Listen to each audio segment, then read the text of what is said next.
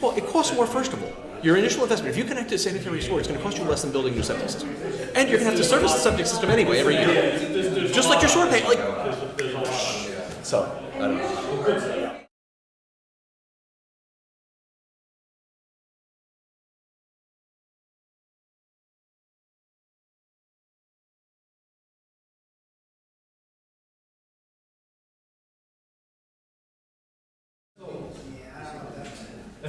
Hello, Mr. Legati. Hey, we just got the leak invite. Oh, did you? Yeah, so when do you guys usually on? Wednesday. Wednesday. That's the only time How are you? see these. Everything's great.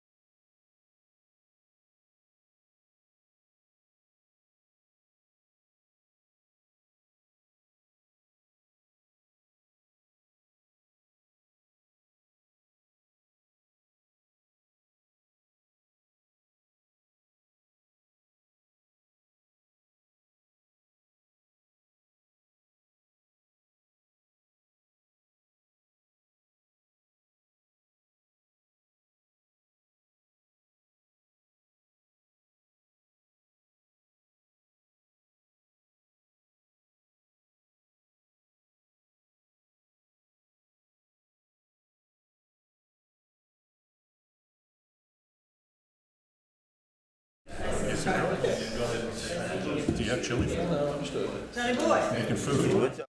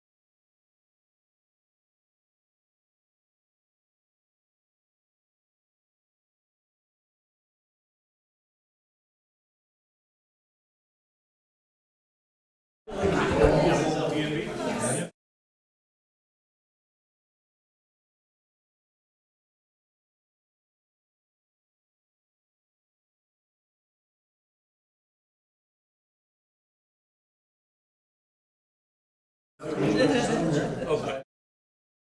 Oh, you do have a copy?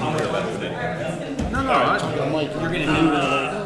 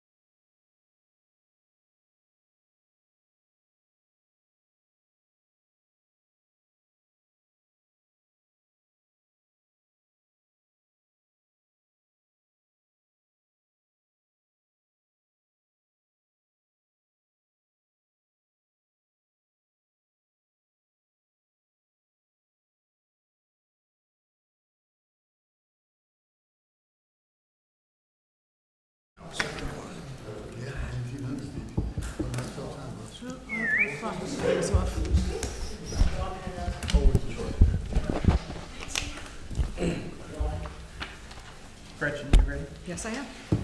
Good evening. I'd like to call the July 21st, 2025 Borough Council meeting to order. Will the clerk please read the open public meeting statement? Adequate notice has been provided as required under Chapter 231, PL 1975, specifying the time, date, and location of this meeting by posting a copy of the notice at the municipal building, on the municipal website, and providing a copy of the annual notice schedule to the official newspapers of the borough. Will the Notice- clerk please call the roll? Council President Zambrana? Here. Councilman Collins? Here. Councilman Manco? Councilman Poznanski? Here. Councilman Payne? It's a Here. woman thing, I apologize. Councilman Potter, Here. Mayor Murray, Present. Attorney Vignolo, Present. Borough Engineer Mike McClellan, Here. Engineer Lou Plasconka, Here. Borough Administrator Fred Carr, Also here. and I am here as well. Will everyone please stand for a moment of silence, which will be followed by a salute of the flag.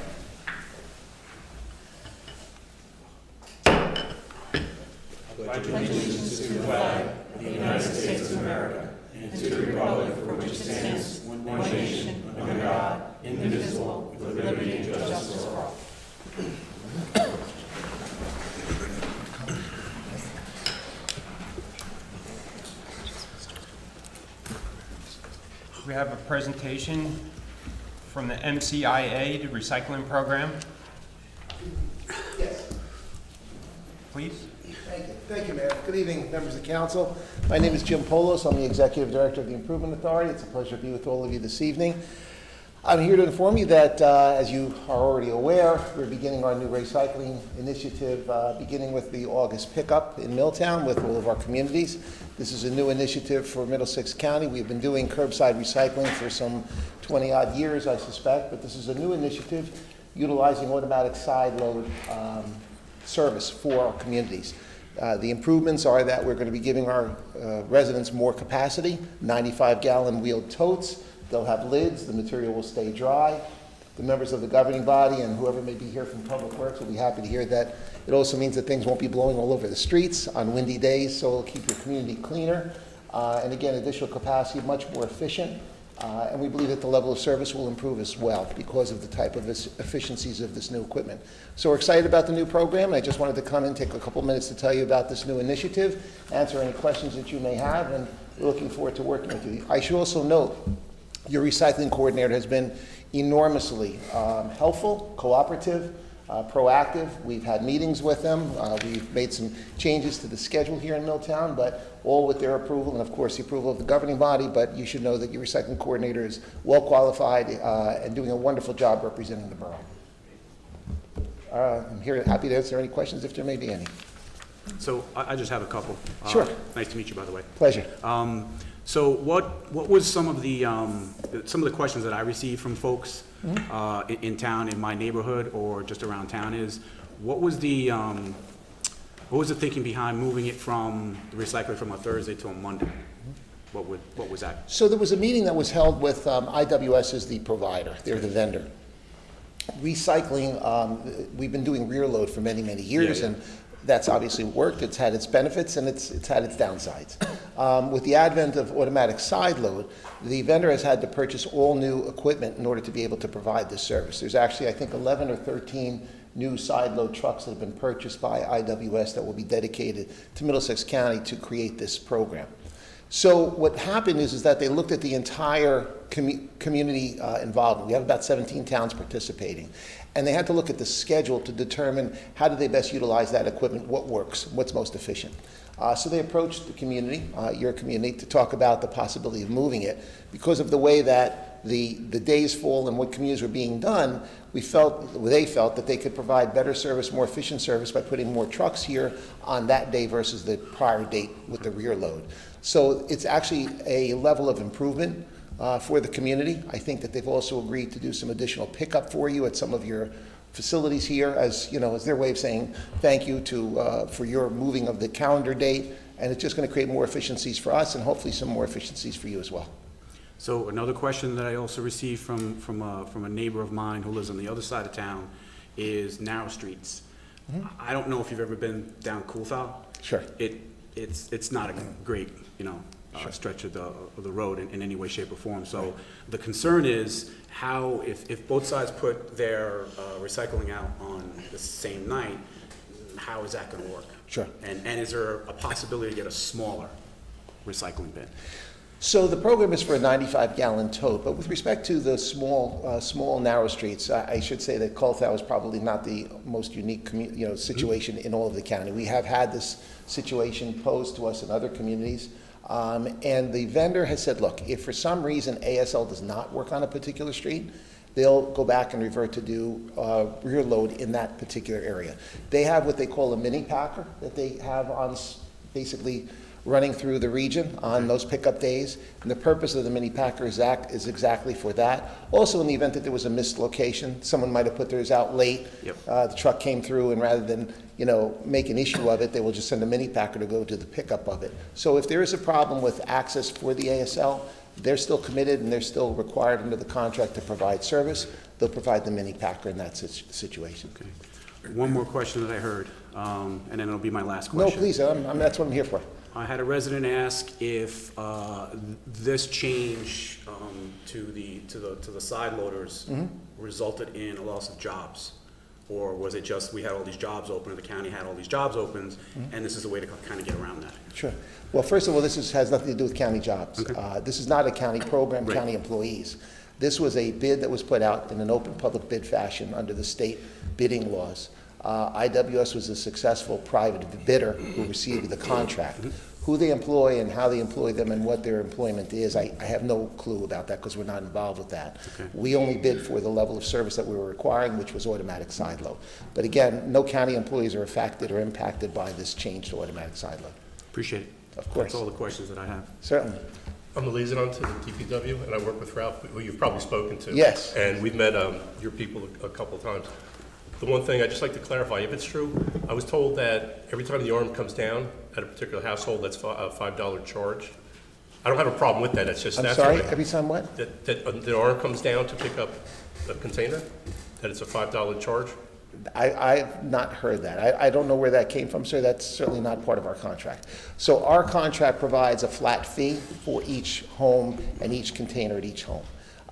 That's under the contract rate. There is no additional charge for the arm coming down. So you pay a contractual rate for each location and each home and each tote. Right. There's no additional charges. Yeah, well, the reason I wanted to clarify, because the reason I brought that up is because if that's the case, and especially some of the seniors, they'll have that giant crate with this much material inside. And so what I would have said if you told me yes, is to wait until you have enough to bring it out to the curb. Well, the way it works, sir, is that it's a bi-weekly contract. So the community is being charged like our other communities for bi-weekly service, for the truck to come through and pick up every location that's on our list that you provided to us for each home twice a month. Now, whether that can is full or partially full, it's still part of it's the same pickup rate. And candidly, that was the same situation even with rear load. Whether you had a 30-gallon open bin or 95-gallon tote, whether it was half full or completely full, it's still only the one flat fee that we charge. Okay. And there's no additional charge. And this isn't for you, but it's for the people at home.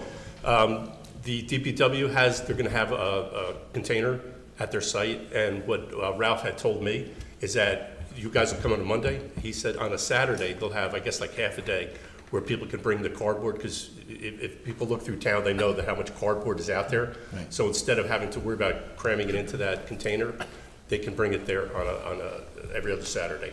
Yeah, and most of our participating communities do have municipal pickup locations where they'll do something at DPW or at a local public building to allow for overflow and additional material. I will tell you, I've had a 95-gallon tote for recycling for a number of years, and you can fit quite a bit in there. There is a little bit more work involved, cutting up boxes or breaking the boxes up. But in all honesty, that was supposed to have been done all these years anyway.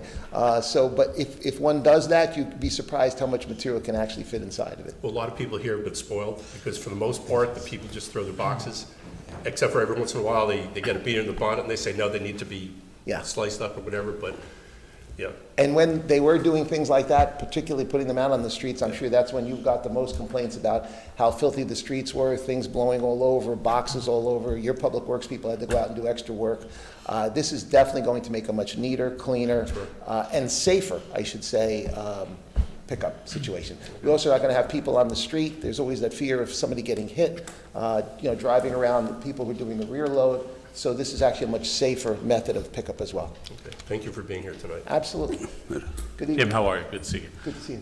Question I received is, this coming Thursday will be our last pickup with the old. So people that have those old containers. Sure. how do they dispose of them? Do they have to put them in the new container? Will that count? So, or they're gonna leave them separate and they'll be able to just take them away? They can do one of several things. They can keep the container and use it around the house. They could put it inside of the new tote to be able to be recycled and taken away. Some of our communities are making provisions to be able to have them brought to a public works location and dropped off. That's certainly something that you could consider.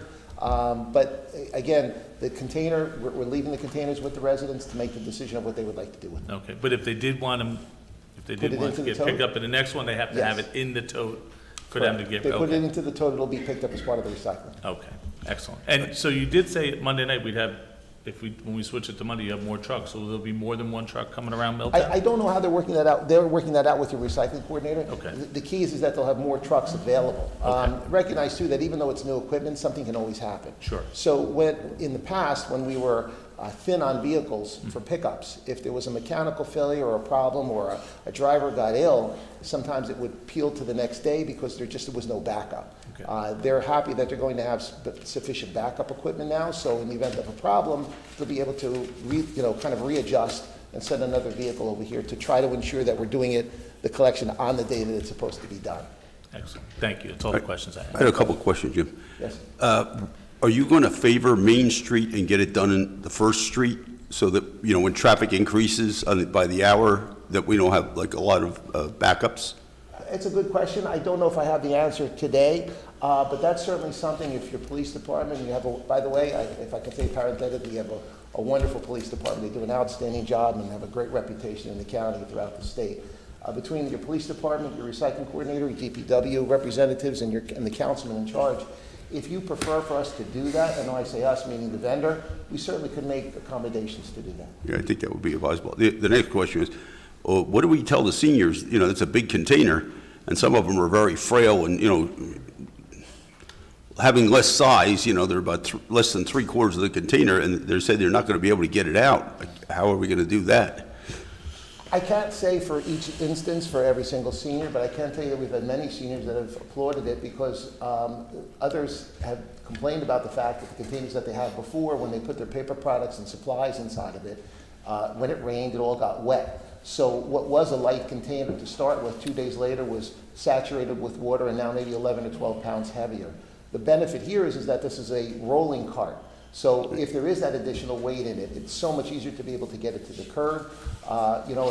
And I will tell you too, and I'm sure you're already aware of this, sometimes it's just a neighborly help. If the kid happens to be a little heavy that night, asking the neighbor who's rolling their cart out, could you please help me roll mine as well, is certainly something that could be done. But we think that we have heard from many of our seniors that having the rolling cart will actually make it easier for them in the long run than it was trying to drag out the wet, heavy, open container in the past. Yeah. That's a good idea. You help your neighbor. Well, we do that with snow removal and other things in our communities, right? I mean, Right. having been a mayor as well, it's sometimes you just have to depend upon your neighbors to help. Right. Thanks. Of course. Okay, two I more just have- questions? I have You one, go- You go first, Pat. one question that I, also a resident, asked me about, and thank you for being here, it's nice to meet you. So, they were talking about, Amazon had 4 Prime Days in a row, right? And Okay. so, for shoppers, right, that are taking advantage of Prime Days, there could be a lot of boxes, right, delivered to the house. So, just to be clear, just for clarification, each household has one tote, right? So there was the question was, can I buy an additional tote can in case I, have an overflow of cardboard? So I just want to make, if you could make that clear. So there may be instances where a homeowner says, based on volume, we just think that we're not going to be able to fit everything every 2 weeks in one cart. We prefer to have a second cart. As we explained to your coordinator, we're going to be making provisions to be able to have a community purchase additional carts to be able to put at those locations. Obviously, you will be billed for the additional cart for pickup because we'll be picking 2 carts up every 2 weeks instead of 1 at that location. Everything is bar encoded and tied to the carts for our billing purposes.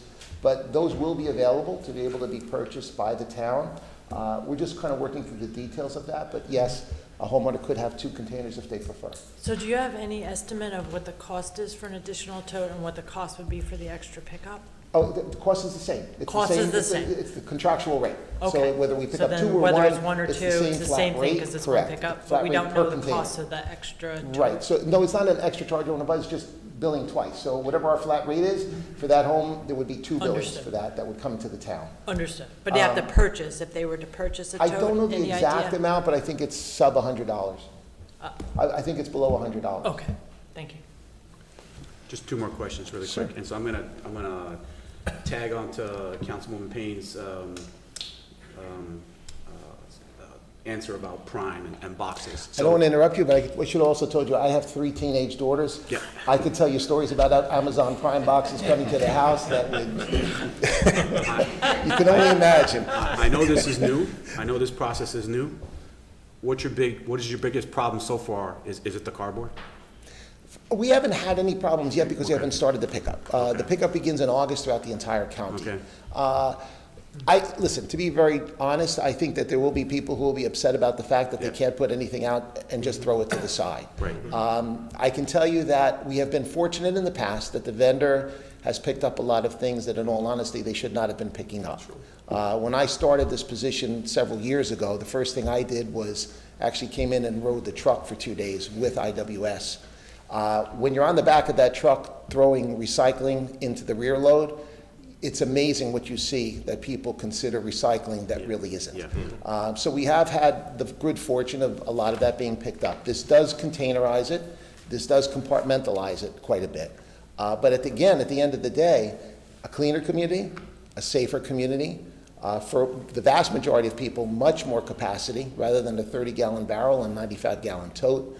The ease of wheeling it out, the ease of it being kept dry, are all positives that kind of supersede some of the potential negatives, we think.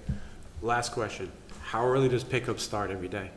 I believe it's at 7, but I'd have to verify that for you, Council President, I don't know. Okay, thank you. We are mindful of the fact that it's a noisy situation, and we try to also be observant of municipal noise ordinances and that type of thing. Well, I hope this was helpful. If you have any other questions, Very helpful. please Thank you. never hesitate. Give me a call. I'm always available to try to help work through any details. Okay? Appreciate it. Thank you so much. Thank you. Have a good evening. You as well. Too.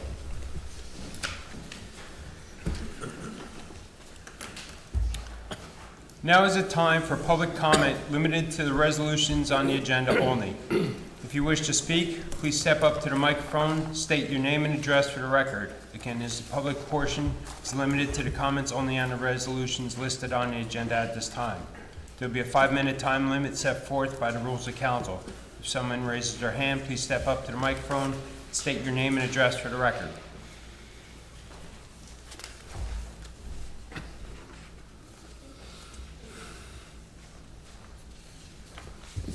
Nick Fagati, 9 Janet Court. I have a couple of resolutions I have questions on, so I guess it's 2025-265, terminated contract with Hire and Gruel. As far as I know, at the reorg, they were assigned as our planner. Is there an agreement in place with them that there's no recourse? Was there anything that was done? Did we have to pay them out the rest of the year to terminate that contract, or that resolution, I think, which was 2025-15? Mr. Legati, Yes. we have a contract with them. It's got a 30-day termination clause, and it requires us to pay nothing more than the invoices that have already accrued for the services they've rendered. Perfect. Thank you very much. You're welcome. My next resolution I have a question on is 2025-261, designated person certify officer. I'm reading that resolution. Is our CFO, is that correct? So the person doing that position is an absentee, isn't here Monday to Friday or during business hours. Is that acceptable? Is that going to cause any problems? Because previously it was a person that was here full-time. So I'll take that question. I don't think it should be an issue, even though Mr. Zanga isn't here Monday through Friday. It's not only Mr. Zanga, but it's also our employee in the finance department who's the certifying officer, like backup certifying officer.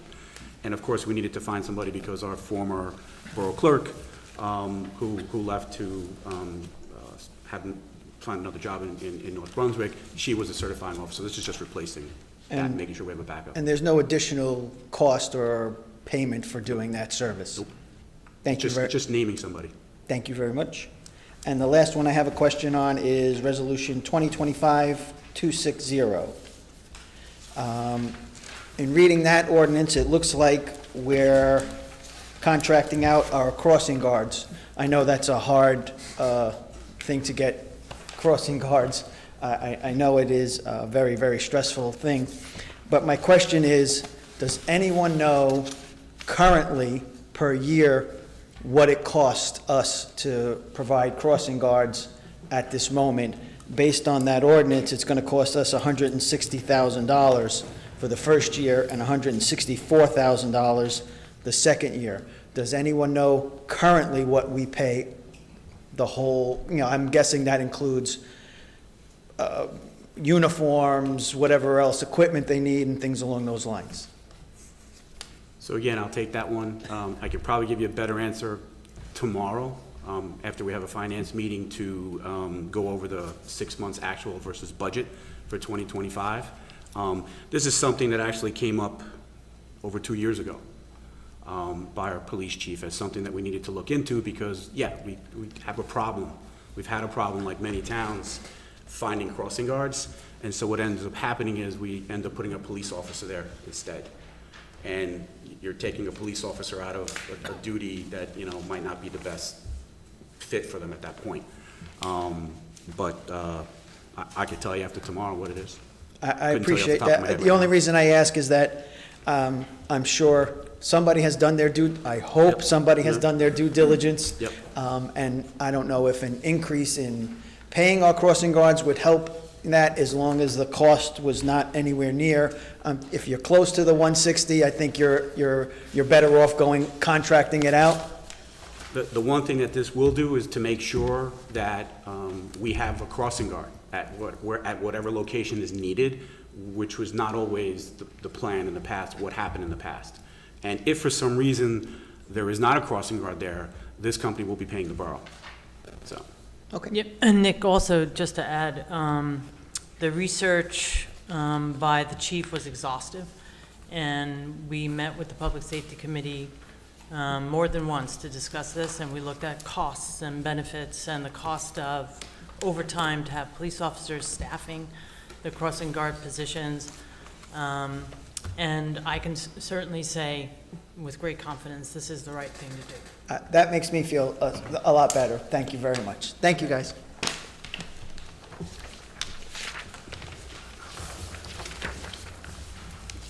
Seeing no further comments, I'll close audience comments. Ordinance introduction, first reading.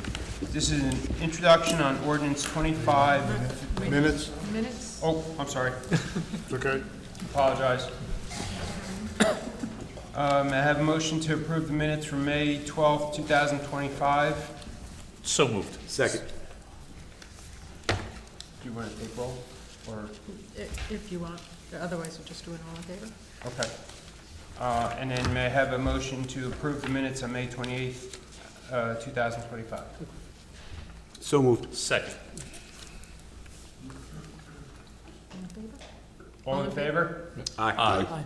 Any opposed? Okay. Ordinance introduction, first reading. Ordinance 25-1571. There will be no public input on this ordinance tonight. This introductory summary will be published as required by law, and a second reading, public hearing, and final adoption will be considered on August 18th, 2025. Full copies of the ordinance will be posted on the borough website, on the bulletin board, at the municipal building, and available at no cost in the office of the municipal clerk's office between the hours of 8:30 a.m., 4:30 p.m., Monday through Friday. Will the clerk please read ordinance 25-1571 by title? An ordinance to amend Chapter 11, Establishment of Police Department of the Revised General Ordinances of the Borough of Milltown to establish the position, powers, and duties of Captain of Police, amend the powers and duties of Lieutenant of Police, and establish the duties of Sergeant of Police. May I have a motion and a second for So moved. Motion, second.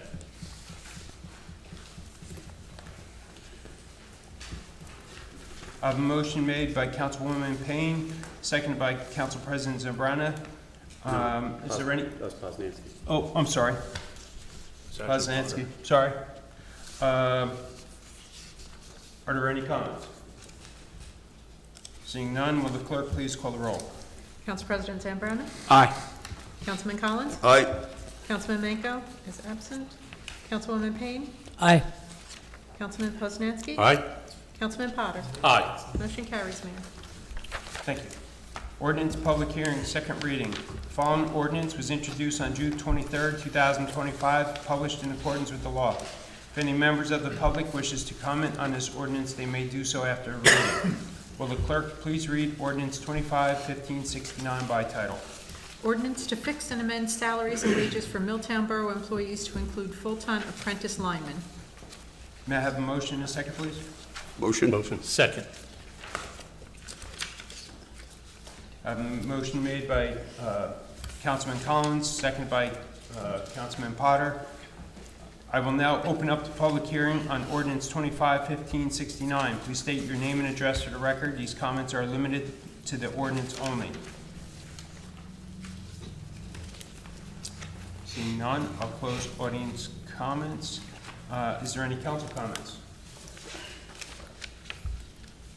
Seeing none, will the clerk please call the roll? Council President Zambrana? Aye. Councilman Collins? Aye. Councilman Manco is absent. Councilwoman Payne? Aye. Councilman Poznanski? Aye. Councilman Potter? Aye. Motion carries, Mayor. Thank you. Authorization payment of municipal obligations. Next on the agenda, we have authorizing payments of municipal obligations. Will the clerk please read Resolution 2025-244 by title? Authorizing the payment of bills, claims, and statements against the Borough of Milltown in the total amount of $4,029,960.36. You have heard the reading of this resolution. Is there any questions? Seeing none, may I have a motion and a second? Motion, second. I have a motion made by Councilman Poznanski and seconded by Councilman Potter. Will the clerk please read the roll? Council President Zambrana? Aye. Councilman Collins? Aye. Councilman Manco is absent. Councilwoman Payne? Aye. Councilman Poznanski? Aye. Councilman Potter? Aye. Motion carries. Consent agenda. A consent resolution has been prepared for the resolutions listed on the agenda. All matters listed under the consent agenda are considered to be routine in nature and having been reviewed by Borough Council will be enacted on in one motion. Any items may be removed from the consent agenda at the request of any council member, and if so removed, will be treated on as a separate matter. Any items requiring expenditures are supported by a certification of funds. If any member of the council wants any resolutions acted upon individually, please give me the resolution number and it will be pulled from the consent resolution. I just have one question. I don't want to pull anything. On resolution 2025-250, what day is that? Does anybody know the day?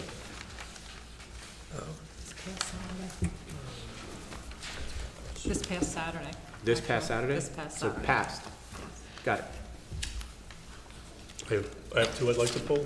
Go ahead. 2025-262, 2025-257. One is just a question.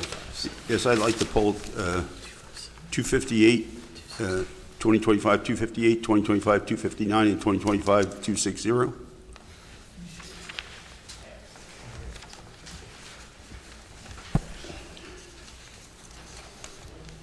Okay, well, look.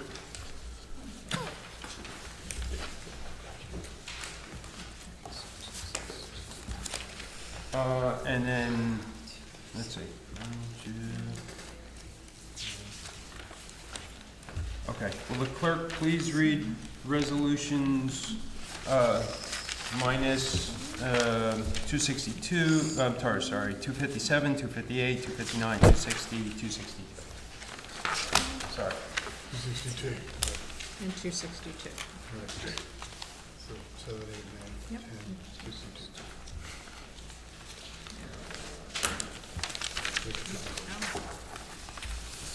Okay.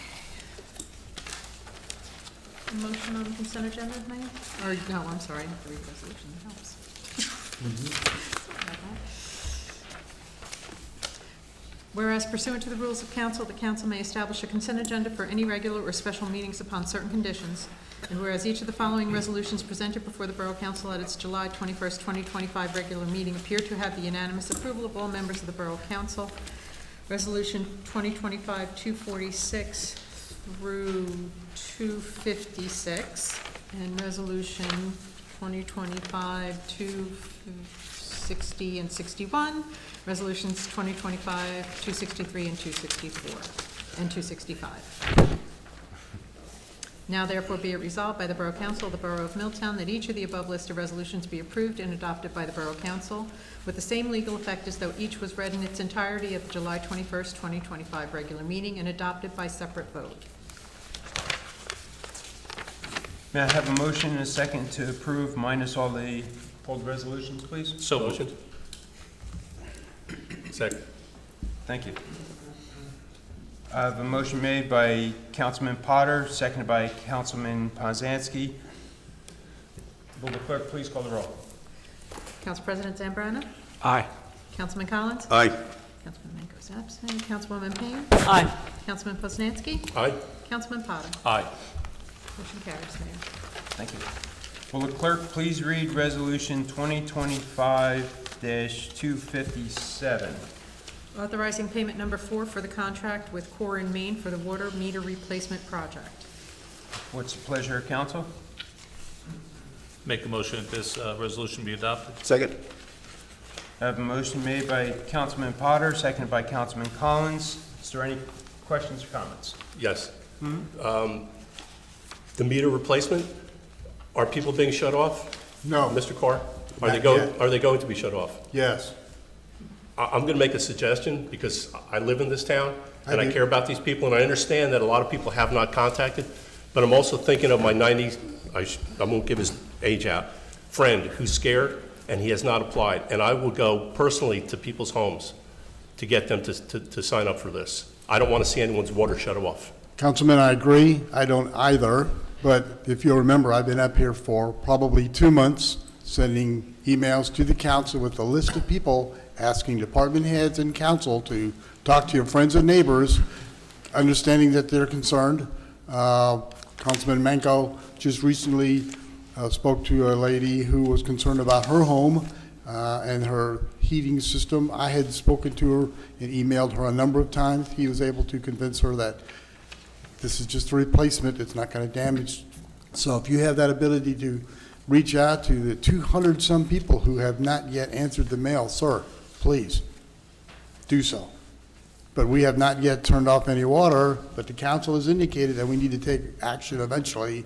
And if the council says don't, then I will not. Okay, But- I appreciate what you're saying. And my feeling always is that, at least me, we work for the people, they don't work for us. I agree. And like I said, I'm considering my one friend who I saw there, and I know there are others, and their names people would recognize here. And I'd be willing to go to people's homes to talk to them. I don't want to see anyone get shut off. I don't either, sir, and like I've said for the last 2 months, please do. Okay, please do. Fred, I have a Phone call, email, text, fax, smoke signal, whatever, knock on the door, okay? But, you know, eventually we'll get to the point in the conversation where we're gonna have to make some hard decisions for, what do you wanna do next? I don't wanna shut off anybody's water just because they can't answer the mail or they're afraid, but what are we going to do? Well, I understand, and I know my We, stance. not me, I don't live here, you guys, what is the council's desire to the 200 people who have failed to respond?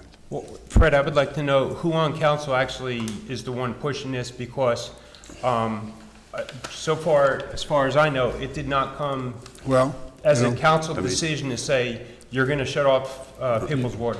So, sir, you passed an ordinance that said that we have access to the borough's water, passed by this council, to the meters which are the property of the borough. Okay? And people who are not responsive to the borough's property, which is the meter, fall under that category. So I'm at the quandary, and Council Member Poznanski is correct. I do not live here. These are not my residents. But the borough passed an ordinance, sir. You were the mayor. This is our property. If you don't want me shutting off the water, that's fine. Hey, Mr. Carr, we passed this ordinance last year, right? Yes, sir. As part of this meter replacement program.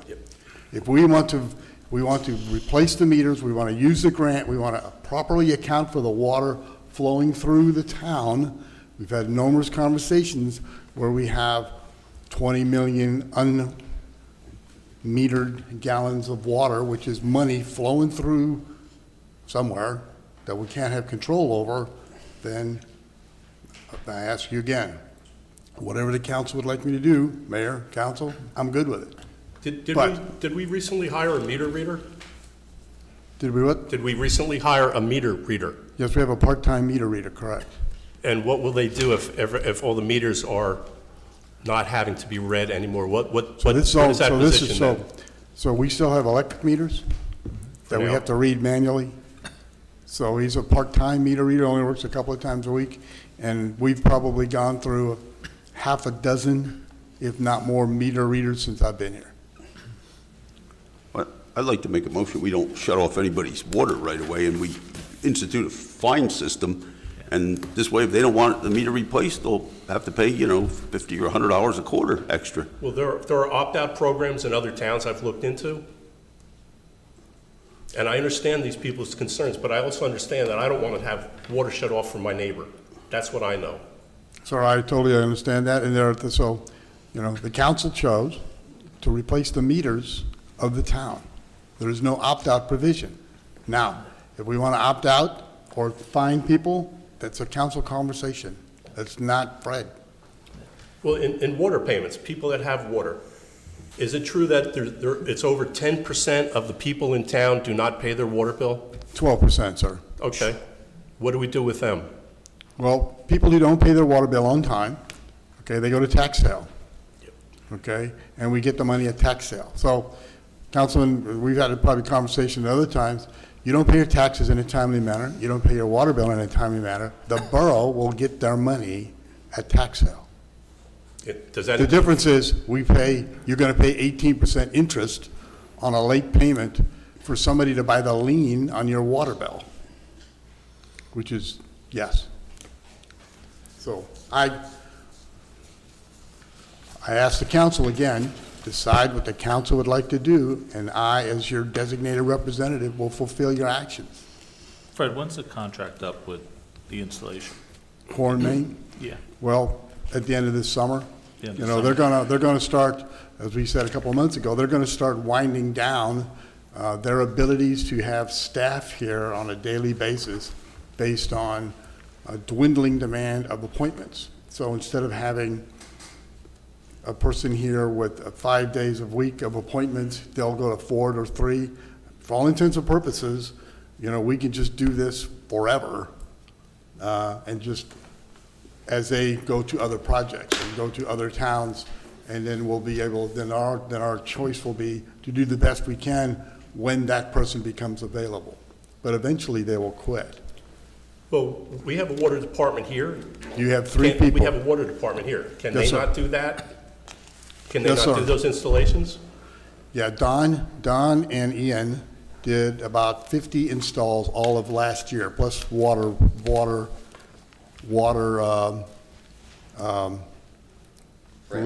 leaks and things like that. Thank you, Mayor. So, we have 200 people who have not responded. It would take them 4 more years to do that. Okay? If you remember, also part of the conversation, Councilman, is that this water meter replacement project dovetailed with the DEP requirement that we inventory each and every lead service line or galvanized line in this town, which we have to do, and I believe we're 5 years into the DEP requirement. Part of this is, the benefit is, let's replace the meters for free. They're the borough property, okay? I'm advocating, right, talking about why we're doing this. We can adequately meter and account for water that we pay for. We get the water from another town and we pay for it, whether we bill for it or not. So that 20 million gallons of water I'm talking about is wasted money, wasted water, okay? Added to the fact that we have the DEP requirement to account for and inventory service lines. Well, the 20 million gallons that we lose, where does that water go? Because We don't people know are paying because for the that. meters don't count it, the meters don't count it. There are water leaks, I&I, and infiltration and infill. It goes through the meter, we don't bill it. Why can't we find out where the That's water's why going? we're replacing the meters. That's part of the process, replacing the meters and installing, if you look at the bill list, there are water meters on the bill list to install meters on all the municipal buildings, which are non-residential size meters. They're bigger, like 1-inch meters, they cost more. There are But we're not business losing meters. 20 million gallons that way. Yes, sir, you can, absolutely. An old system like this town and any other town where there's a lack of maintenance and capital, the water can flow through the water mains and you won't see it running down the street. Because if the pipe is broken and the water follows the water line straight to a sewer, you'll never know the water's there unless you're standing there one day, and I've seen this or heard it. You're standing there and you're like, it hasn't rained in this town in 3 weeks. Why do I hear water running through this manhole? And you open it up and it's found out there's a leak 7 blocks up the road and it's just flowing into the sewer. Which, by the way, you're treating and paying for water that came right out of a water pump, and now it's in the sewer and you're paying for it again. So this is not an easy question, and I know that conversation somewhere down the line for this council, with me here or not, will be, what do we do to those residents who have lead service lines? Do we pay for it ourselves? Do you pay for the red? Do we choose that we'll pay, I want to say we township, the borough of Milltown will pay for the replacement of the lead service line for our neighbors? Or are we going to go out for a grant, which may or may not be available? Or are we going to charge the resident?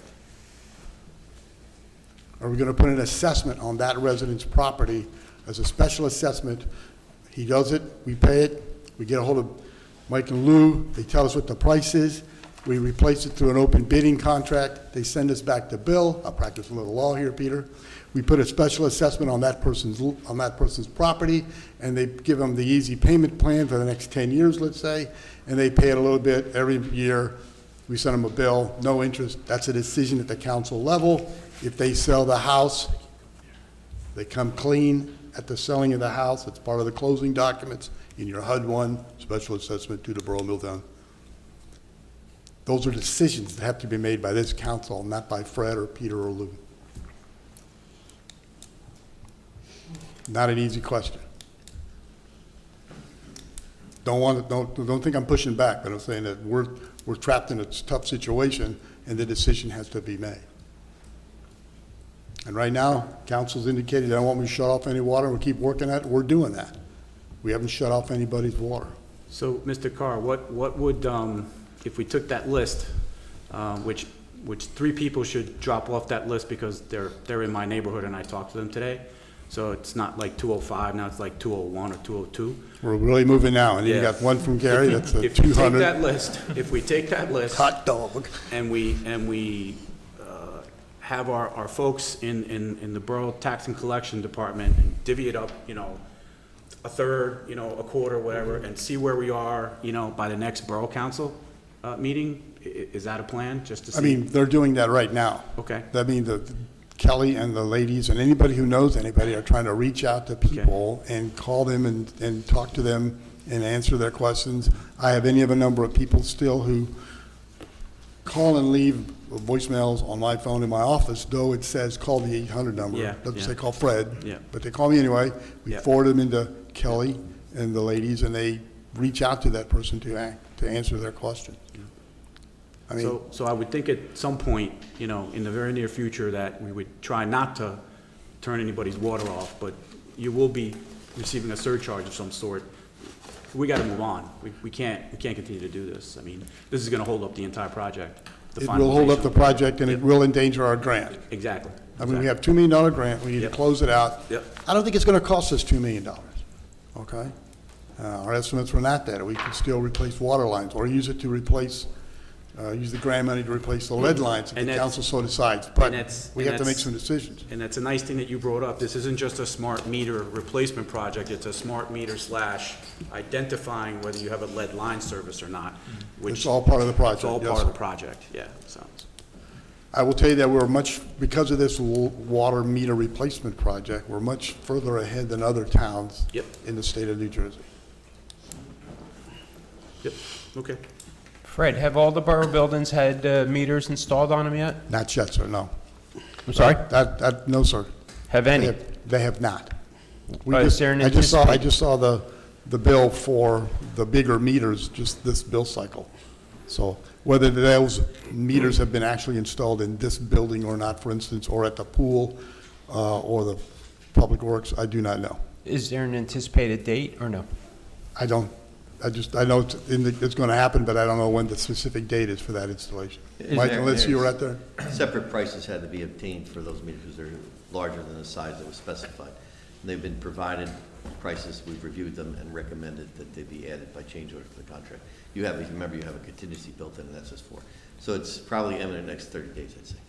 They'll be installed within the next 30 I would days? say yes. Let me just say one thing.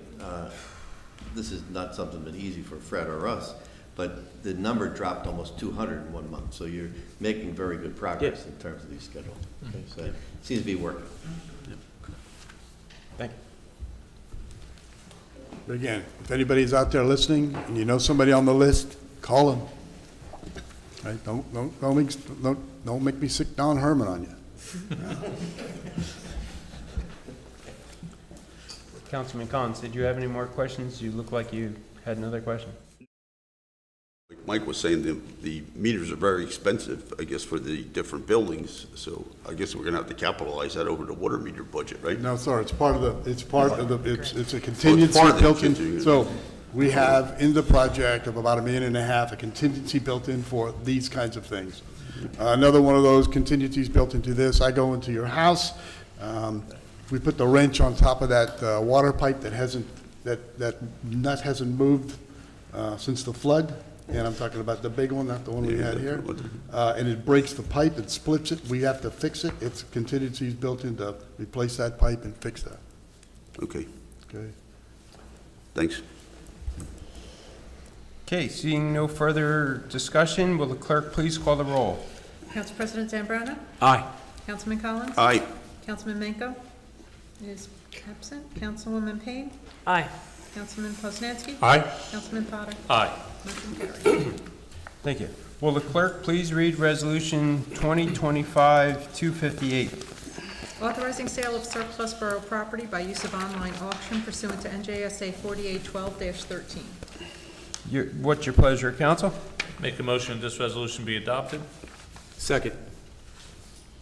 I have a motion made by Councilman Potter, seconded by Council President Zambrana. Is there any discussion? Yes, Mr. Mayor, pull this, because I see down here we're using municipalbid.com. Last year we used Gov Deals, and we were very successful. Why the change? No. Actually, this resolution was copied from last year. We used municipal last year. We used Gov Deals, I heard. I'm just saying, this resolution was copied from last year where it was municipal. I don't remember that, because I spoke to Monica. Can I get a copy of that one? Sure. Thanks. That's all I have, Mr. Mayor. Thank you. Seeing no further discussion, will the clerk please call the roll? Council President Zambrana? Aye. Councilman Collins? Aye. Councilman Manco is absent. Councilwoman Payne? Aye. Councilman Poznanski? Aye. Councilman Potter? Aye. Motion carries. Thank you. Will the clerk please read Resolution 2025-259, please? Resolution authorizing an increase in the bid threshold to $53,000. You have heard the resolution. What's the pleasure of council? Move the resolution be adopted. Second. I have a motion made by Councilman Collins, seconded by Councilman Potter. Is there any discussion? Yes, Mr. Mayor, it seems like a large jump. What are we at, 17,000 now? And we're No, going to sir. We have 44 now. We're at 44 now, we're going to 53. That's a lot of, it's still a big increase. So if you look at the, on the attachment to the Yeah. resolution, Yep. the local finance board changed the bid threshold for any of a number of different units. We went from 44 with a QPA, remember this is with a QPA, to 53. Now, without a QPA, we're back at 17.5. So with Mr. Dolan there, we got lots of good bids for the IT services, for the crossing guards, and because of that, we have a higher bid threshold. Okay, that's all I want. Yeah, I will point out also that the 17.5 lumber for a contract, so anybody does a contract with the borough, that 17.5 hasn't changed regardless of the bid threshold. Okay, thank you. Seeing no further discussion, will the clerk please call the roll? Council President Zambrana? Aye. Councilman Collins? Aye. Councilman Mako is absent. Councilwoman Payne? Aye. Councilman Poznanski? Aye. Councilman Potter? Aye. Motion carries. Thank you. Will the clerk please read Resolution 2025-260? Resolution of the Borough of Milltown, County of Middlesex, State of New Jersey, authorizing the award of contract for crossing guard services from bid number 25-02. You have heard the reading of this resolution. May I have a motion? So moved. Second. I have a motion made by Councilwoman Payne, seconded by Councilman Potter. Is there any discussion? Yes, Mr. Mayor, I go back to Mr. Legati's questions. I was wondering how much money that we spend on the crossing guards this year. Does anybody, you don't have any idea, Pat? No? It's actually in the packet. It's in the packet. All the numbers information, the are in chief the gave packet. all the referenced information in the packet. There's numbers and what the costs are, And the overtime, overtime costs. That doesn't include the police costs, right? that does. Yes, it include- does. Does include the police Yes, it costs. does. Quite a bit in overtime. Okay, that's all I had.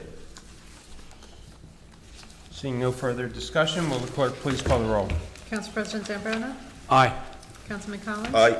Councilman Mako is absent. Councilwoman Payne? Aye. Councilman Poznanski? Aye. Councilman Potter? Aye. Motion carries. Thank you.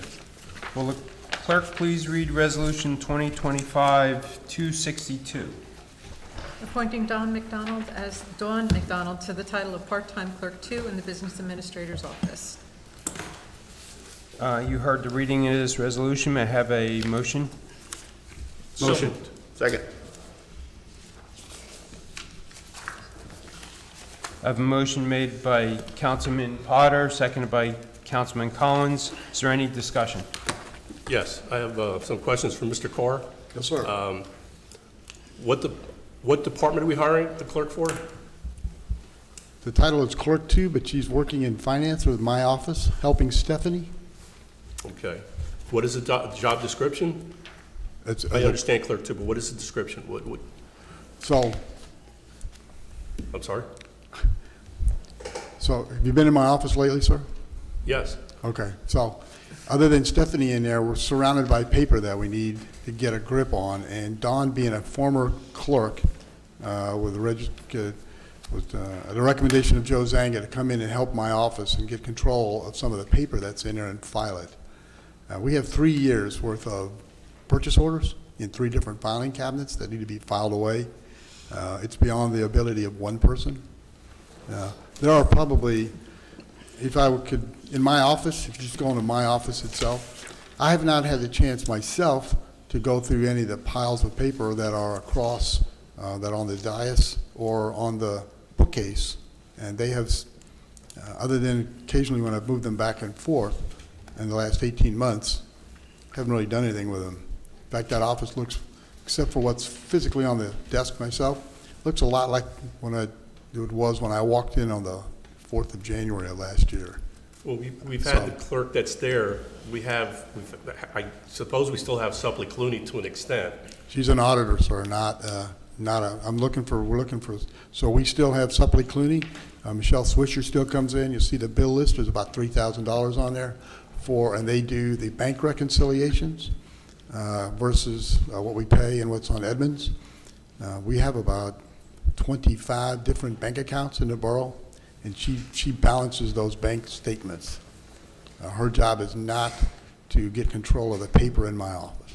So realistically, is that a three-person office then, if everything is to be done correctly? There once upon a time there was, sir, yes. And now you have one and change. Okay. I have some other questions. And I'll Sure, finish. absolutely. What are the required hours and days per week? So what we're going to do is she works 5 days a week. Her hours are what Stephanie's hours are. The days that she is in here, since she's an hourly employee, they're going to work out themselves. And the reason I say that is, for instance, on days that Stephanie does payroll, if you've been down in my end of the hallway, at the risk of your own life, if I may mention, okay, that's not a day for Dawn to be there. The day that Stephanie does the bill list, again, another day that you take your life in your hand to go into that office, because she's trying to focus on a $4 million bill list, not whatever question you happen to have about a purchase order that you're missing or something like that. Stephanie's got to the point, Councilman, where she's had to go into my office and close the door, turn off the lights to not be bothered. And she needs help down there because of the volume of work. We can't find anybody in there. Again, I go back to the council.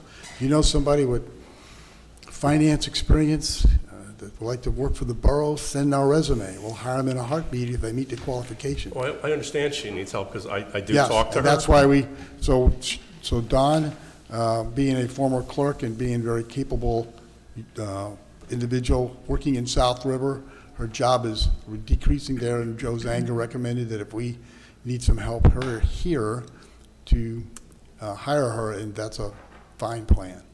Would she also fill in if the clerk that's there now goes on vacation? If Stephanie goes on vacation? Yes. That's not our intent at this time, no. Okay. She's not, I mean, she hasn't been hired yet. I mean, you would hope so, but Okay. she has other duties other than this. I will tell you from Frank that, she still works in South River. She, like me, has duties other than this job, which for me is taking care of my granddaughter, for her, grandkids, babysitting. It's a much cooler job than this, frankly. Okay. So you said it's 5 days a week? Well, she could work 5 days a week, but she won't be working 5 days a week. She'll probably be here like 2 days a week, maybe 5 hours a day, if we're lucky. Okay. Was the job posted? Yes, a long time ago. We've been posting for a payroll clerk forever. Okay. And you didn't find suitable candidates then? We did not. No, sir. Okay, I'm good. No, good. We're good, sir. That's why we're here.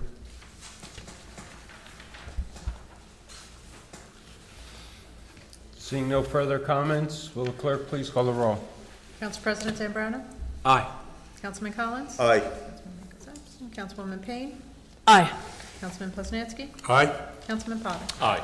Motion carries. Thank you. Reports from and comments from elected officials. Council President Zambrana. Thank you, Mr. Mayor. As I mentioned earlier in tonight's meeting, the question to Mr. Legati, Finance will be getting together tomorrow. Councilman Potter, myself, and Councilman Poznanski with Joe Zanga and Fred Carr to look at our actual spend to date through the first half of this year, and then look at the plan for the rest of the year. I've done that pretty much in previous years, and it's kind of worked out, so by the time you get to the end of the year, you know what your transfers are, and not be taken by surprise. I do have a Ford Avenue report. At the last Ford Avenue meeting, actually, I'm gonna do this first instead of that. I'm going to talk about, since we just talked about water and sewer and smart meters and stuff, the borough will be receiving $1 million in infrastructure water funding. So I'd like to, if they're watching this meeting, to send a shout out to Senator Dagnan and our Assemblyman Kara Binchak and Sterling Stanley. I've been in their ear, just like Councilman Potter was in their ear last year about, funding for a fire truck. I've been in their ear for about a year. the fact that we got $1 million that would help with lead line replacements. You know, as Mr. Carr said, 2031 is the deadline. It can't wait till 2031 to come up with a plan to kind of take care of some of these things. I probably won't be here in 2031, but at least there'll be the money there, or something will happen before then, and that's the whole point of that. So again, special thanks to Senator Dykeman, Assemblyman Karabinchak, and Assemblyman Sterling Stanley. Now Ford Avenue. So Ford Avenue, at the last Ford Avenue meeting, just to give a summary of highlights, the judge in the federal court proceeding is inclined to ask the developer, or will make the developer, deposit money into an escrow account. And the deadline for that is, the deadline for the developer to do that is 90 days. And it's either deposit the monies into an escrow account or abandon the project. So we're at like one of those moments in this long history of Ford Avenue where the developer is going to put up some money. And so far, from what it seems, at that meeting, the developer is inclined to deposit those monies into an escrow account. Now, does that mean there's going to be shovels in the ground next year? No. You know, obviously there's going to be an appeal, because there's always an appeal because it's Ford Avenue, right? So whether we appeal or the owner appeals, it's just a matter of, who appeals first. But I would say at some point within the next 3 to 5 years, of course, there's a remediation process that has to happen. There's an amended plan that has to be forwarded that the developer will agree with. But at some point within the next 3 to 5 years, and I don't know specifically what the trigger is going to be, but the trigger will start when that money is deposited into the escrow account, where title starts to change, and then that site can start to be cleaned up. And again, October 6th is the deadline, so as we get closer to that time, if I have any further updates from the Ford Avenue Redevelopment Agency, I'll share them with everyone. And that concludes my updates. Thank you. Councilman Collins? Yes, thank you, Mr. Mayor. I just have the library program. Drop-in play Tuesday, July 22nd and August 12th at 10:30 a.m. Minecraft Island Survival Test Tuesday, July 22nd at 4:30 p.m. 4th to 8th graders, registration required. Crochet for beginners Saturday, July 26th at 11 a.m. Adult yoga Monday, July 28th and August 11th, registration required. Journalizing for the Mindfulness Monday, July 28th at 11 a.m. Library Book Club Tuesday, July 29th at 6 p.m. Wednesday movie matinee, July 30th, 2:30, Jaws. New Jersey Snake Man Saturday, August 2nd, 10:30 a.m. Registration required. Estate Planning Basics Tuesday, August 5th, 6 p.m. Registration required. Lucky Cat Bingo Saturday, August 16th, 11 a.m. And that concludes my report, Mr. Mayor. Thank you. Councilwoman Payne. Thank you, Mr. Mayor. I have a police report, a fire department report, and then a report as the liaison to the Board of Ed. The fire department between June 1st, 2025 and June 30th, 2025 responded to 1,288 calls for service. During this period, the police conducted 92 radar details in numerous locations, made 490 motor vehicle stops during this period, investigated 19 motor vehicle accidents. The chief had asked me to be sure that I mentioned letters of commendation that were issued to Patrolman Nicholas Espinoza and Patrolman Robert Worley, and I'll tell you a little bit about the reason for those commendations. On June 19th, 2025, at approximately 3:35 a.m., they were both dispatched to the area of Cherry Hill Drive in response to a report of a suspicious individual observed walking up residential driveways. Recognizing that this area had recently been targeted by early morning vehicle burglaries, they immediately relied on their training and tactical awareness. Their diligent efforts in canvassing the neighborhood led to the identification of a suspect matching the description, dressed in dark clothing, wearing a ski mask, carrying a dark backpack. When the suspect ignored verbal commands and fled on foot, the officers initiated pursuit. Despite those risks inherent in pursuing a potentially armed individual, they both displayed exceptional courage and restrain and apprehending the suspect safely in the backyard of a residence. During the arrest, they also discovered that the suspect was armed with a butterfly knife concealed in his waistband. Further investigation revealed that he had stolen numerous items from unlocked vehicles in the area. Despite facing resistance during the arrest, including an assault in which Patrolman Worley was kicked in the face, they both maintained their professionalism and composure throughout the encounter. They exercised bravery, sound judgment, and unwavering commitment to public safety. And so congratulations to both of those police officers, our police department. As Mr. Polis noted, they are a great department. And so excellent work.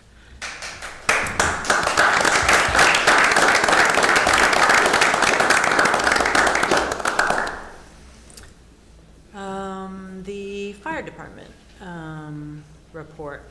So the fire calls for the month of June, there were 17, for a total of year-to-date 92 calls.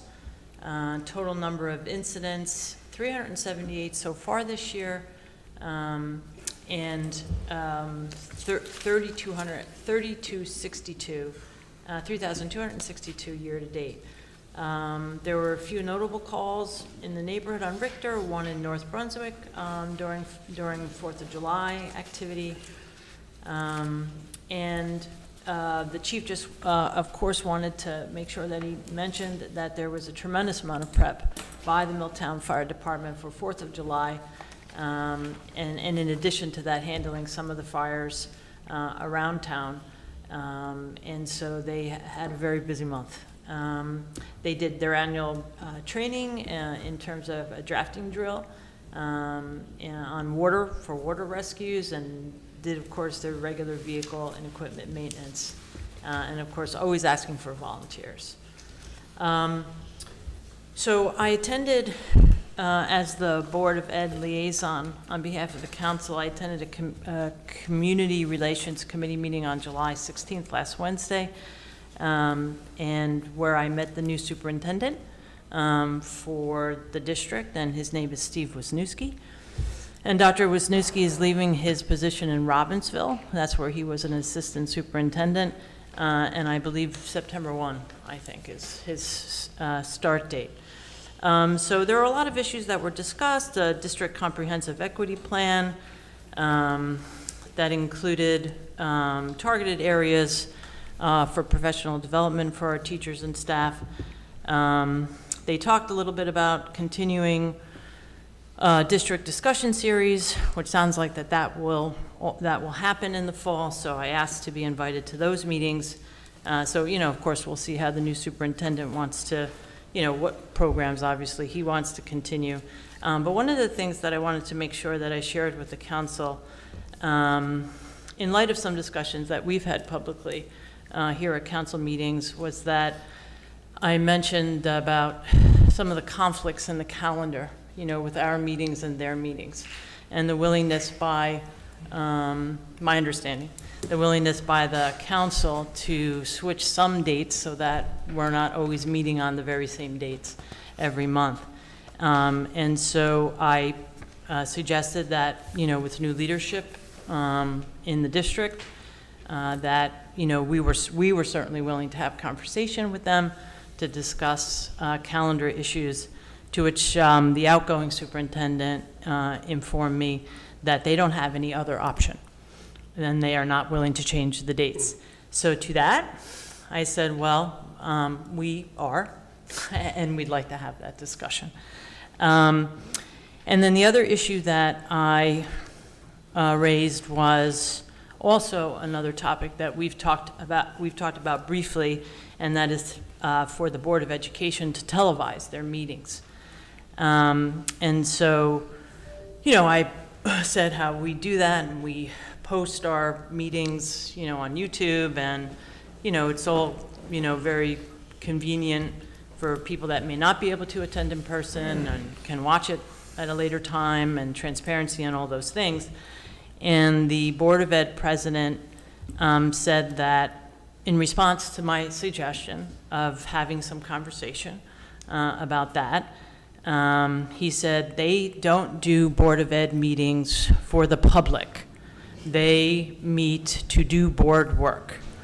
So I said that was an interesting comment.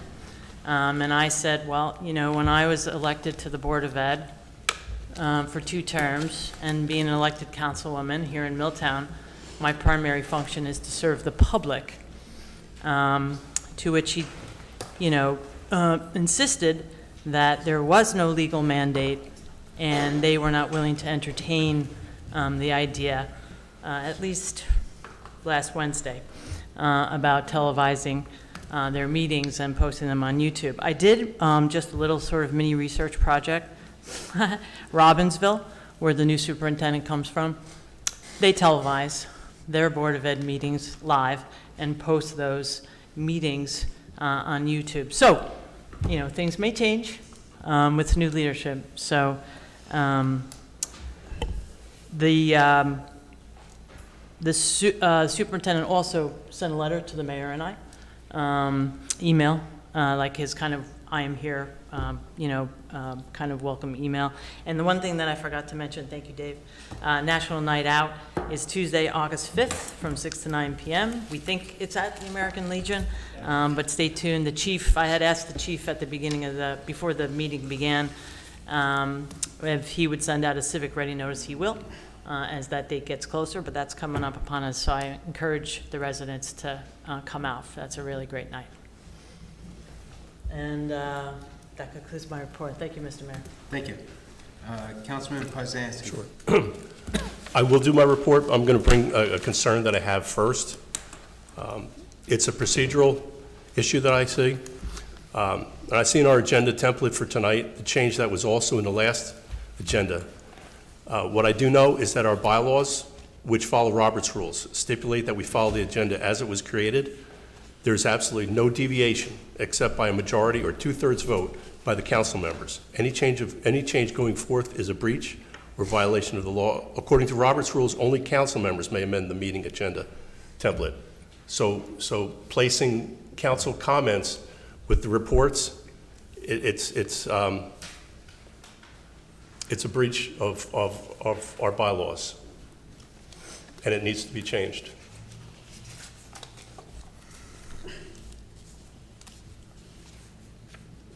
You have a report?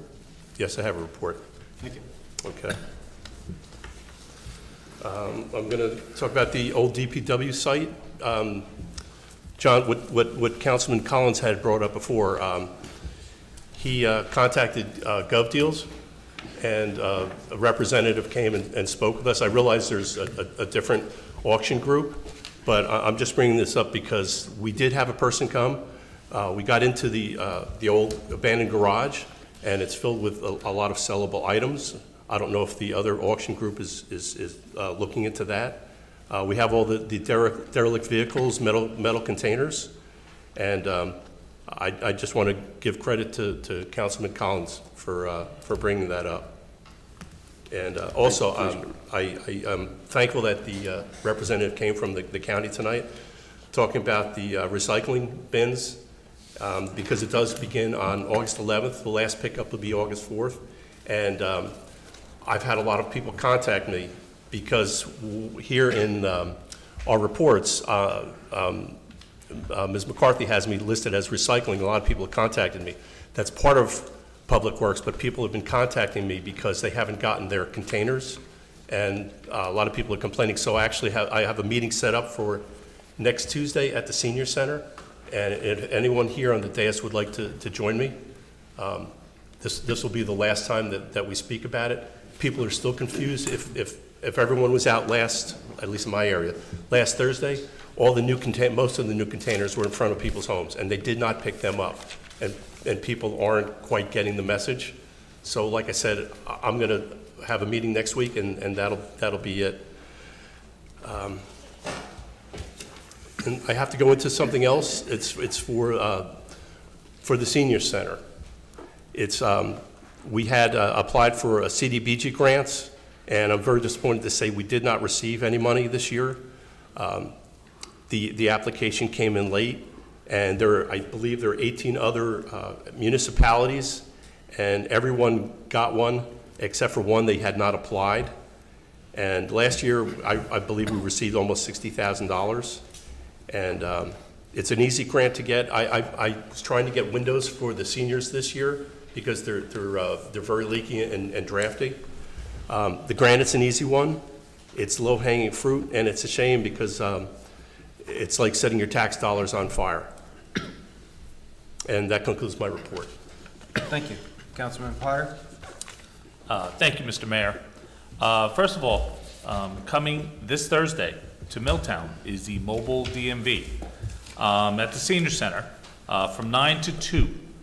Even though there may not be real ID spots available, there are other services available if you need to surrender your plates, registration, everything that can be done at the DMV except for driving tests. No driving tests. I've had that question. Can they do driving tests? They can't do it there. Everything else they can do there. So just make a note this Thursday at the Senior Center.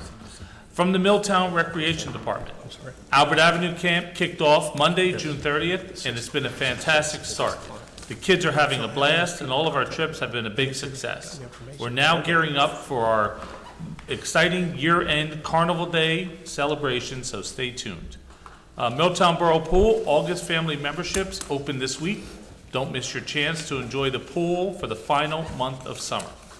Every Tuesday from 8 to 10 p.m., kids ages 9 through 12 are invited to preteen night at the Borough Pool.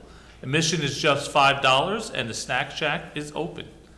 Join us on Thursday, July 31st from 7 to 9 p.m. for our Christmas in July bash at the pool. This event is exclusively for Milltown families with children ages 12 and under. Registration is required, so please sign up now on Community Pass. Adults, treat yourself to a night of relaxation with Hush Studio on Wednesday, August 13th from 8 to 9:30 p.m. Enjoy a unique floating sound bath in a peaceful poolside setting. Register now on Community Pass. Space is limited. Lisa and her amazing Snack Shack staff have been wonderful additions to the pool this year, serving delicious variety of foods and snacks.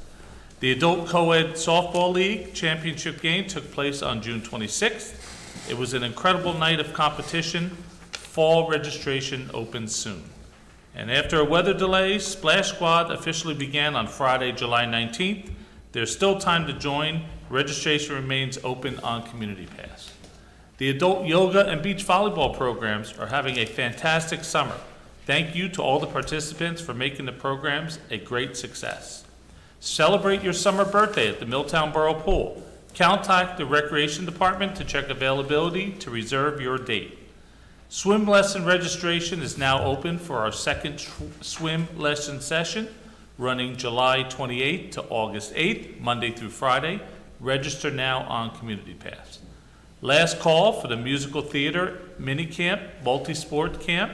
Spots are filling fast. Please check Community Pass for dates, locations, and full details. Basketball clinics with Sandy Malinowski are coming in early August to the Parkview School Gym. Registration opens later this week on Community Pass. Fall program registration for all adult and youth will open in early August. Planning a family picnic, graduation, or birthday celebration? Enjoy the outdoors at Albert Avenue Park. Contact the Recreation Department to reserve your date. Once confirmed, complete the fillable application and email it to Kim McGrath.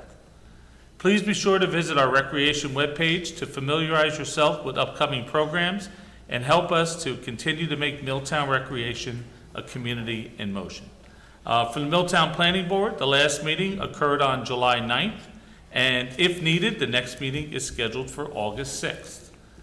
And finally, from the Milltown 4th of July organization, we had an amazing 100th anniversary celebration on July 4th.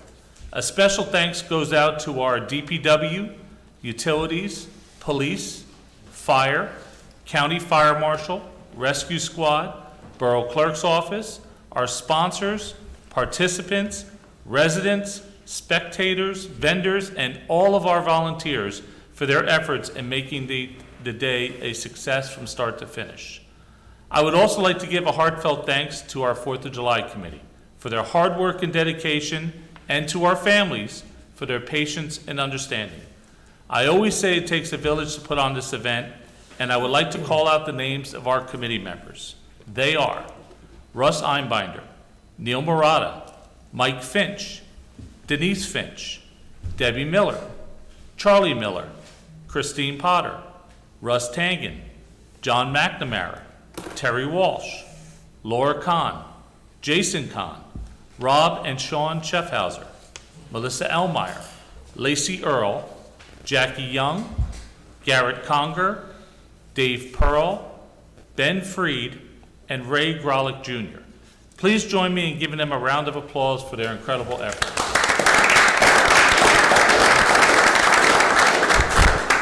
And finally, Mr. Mayor and my fellow council members, thank you once again for allowing us to put on this event. And we're already in the planning stages for next year's 250th anniversary celebration of America Independence, referred to as the semi-quincentennial. And Mr. Mayor, that concludes my report. I'd like to finish my report if I may, I'm sorry. No, you had your opportunity. And I'd like to do comments. You had your chance, you had your opportunity.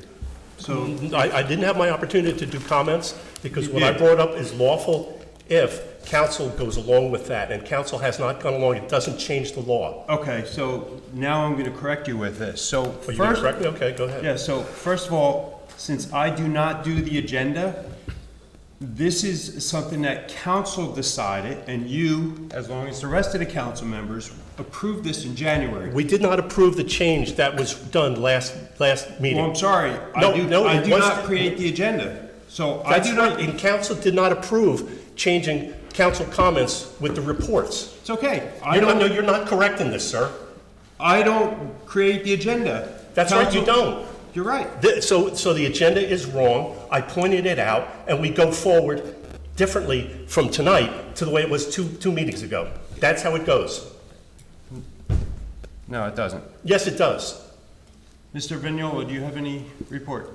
Do I have a report? Yes. One thing, Mr. Mayor. As the council is aware, as of 30 days from tomorrow, they will have no planner.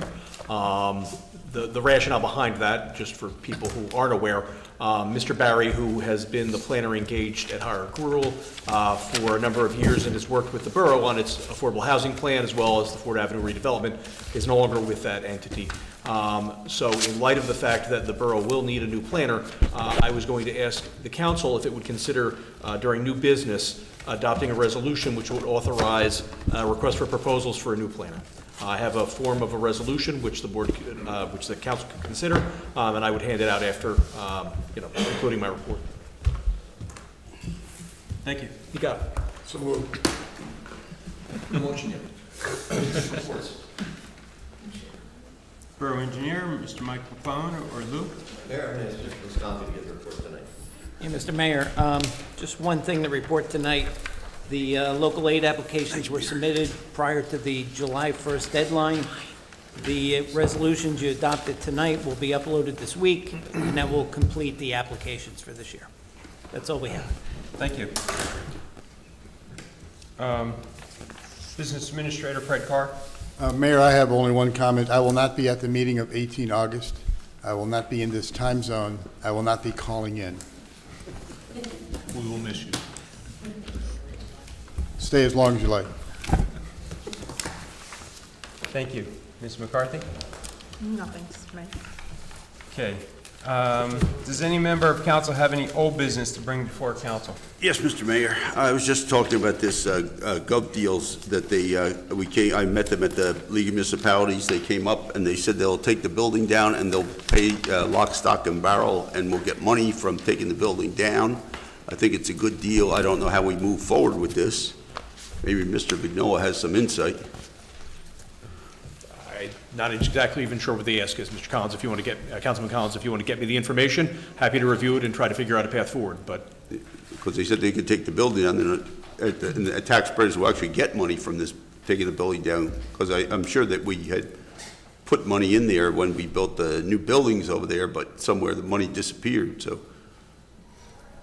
I don't know of any, I wasn't the borough attorney when that process began, nor have I any oversight of the process, so I don't know whether there was money and whether it was... I think you were the borough attorney since 2015, weren't you? No, I was not, sir. No, it was not. No? No, sir. When did you start? I started again, I believe, in 2020, sir. 2020?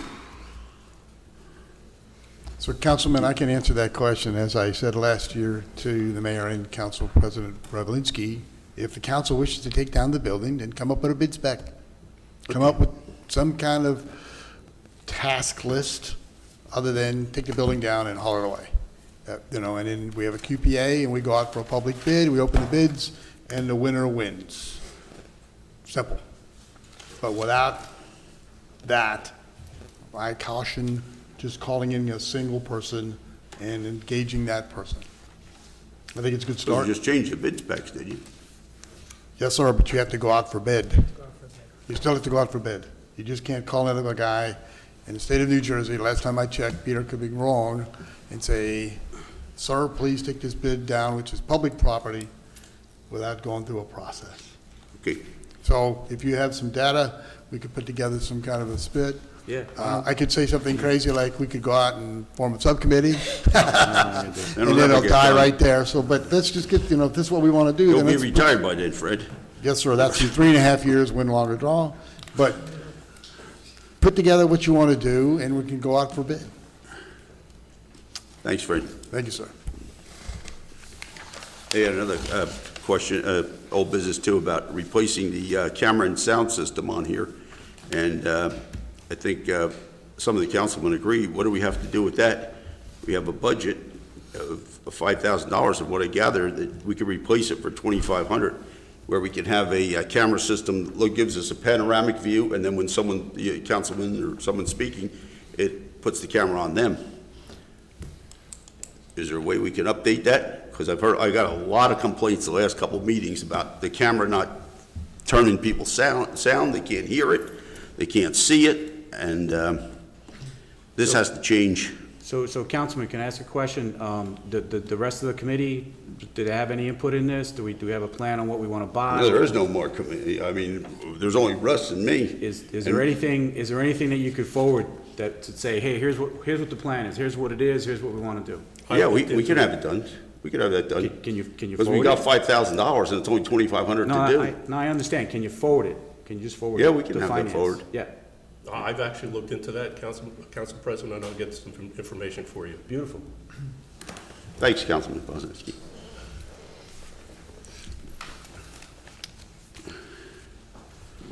That's it.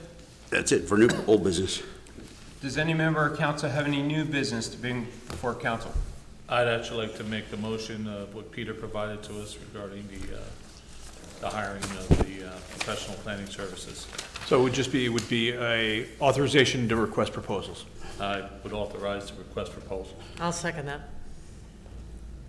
I have a motion made by Councilman Potter, second by Councilwoman Payne. Will the clerk, or is there any comments? Peter, how's this gonna work? 266. You would go out. Next step. Next step would be your QPA will issue an RFP, Okay. and there'll be submittals, and you'll review them, and, with any luck, the individual who you have been engaged with for a number of years will submit a proposal that you find acceptable. You may not submit a proposal, in which case you'll need to find somebody else to assist you. So 30 days? we're This looking at- proposal should come in advance of your next meeting. That's, okay, so it'll be on the docket for the August 18th meeting, and we won't have to wait until September? No, you'll be able to prospectively appoint someone for the period at the conclusion of the 30-day termination window for your current planner. Thank you. That's our hope, yes, sir. Okay. Will the clerk please call the roll? Well, you still got new business on it. This is what we're doing right now. New business. I'm sorry. Council President Zambrana? Aye. Councilman Collins? Aye. Councilwoman Payne? Aye. Councilman Poznanski? Aye. Councilman Potter? Aye. Motion carries, Mayor. Thank you. Okay, Councilman Potter. You got new business? You still on new business? Yes. Yeah, I share Councilman Poznanski's concern also that we moved the council comments into the council reports, and I don't understand this. Does anybody know anything about this? Yes, I did, because I read about it. and it's not legal to do that without council's approval. So how did this happen? Two-thirds vote of council has to do it, Right. not someone else, because otherwise it's arbitrary and capricious. Right, but I noticed mayor's comments wasn't changed, but just council comments were changed. And I don't think that's a fair thing to do to the council. No, it's not. And I also found this other thing that I found highly unusual here. I got a disclaimer on the bottom of this Board of Agenda here. It says, please note, items listed on the agenda may be changed prior to the meeting. Thank you. We can't change this, Mr. Vignola. Sure you can. We can't change it With arbitrarily. council's approval. The Mr. council has to Vignola. give the approval. We can't just It's in change it, Robert's rules. decide, last It's in minute. Robert's rules, and I decide will find it for you. So if I could, so you just changed the agenda, sir. How's that? And under new business, you adopted a resolution that was not published, that was brought to you by the borough attorney to go out for bid for the planner because the old planner is no longer working for the town and we need a new planner. So during during Peter's comments, he said, during your new business, I'd like council to consider this resolution. So you just changed the agenda by council action and went out to go for an RFP. So Right, but we're allowed to do it because it's at the meeting, it's legal. Again, it's at the meeting, so we If did this that. isn't legal, we can't do it behind closed doors. We didn't say behind closed doors. Well, it But doesn't the say you're not agenda- doing it behind But the closed agenda doors. was changed is the point, sir. Right, but it's the council meeting, that's why we can change it at the council meeting. We just did. Right, but we can't just say, I'm gonna take something out of here. We actually didn't take out comments. Comments are still in the agenda. So on the Well, other they've been comment, I was moved. gonna address that, They're so still in the agenda. we just Council combined comments has to be it. Instead of approved by having, council, sir. So do we need, so should we you do still that? have a Yeah, let's Someone move it needs to back. make a motion. It can't be the clerk change it.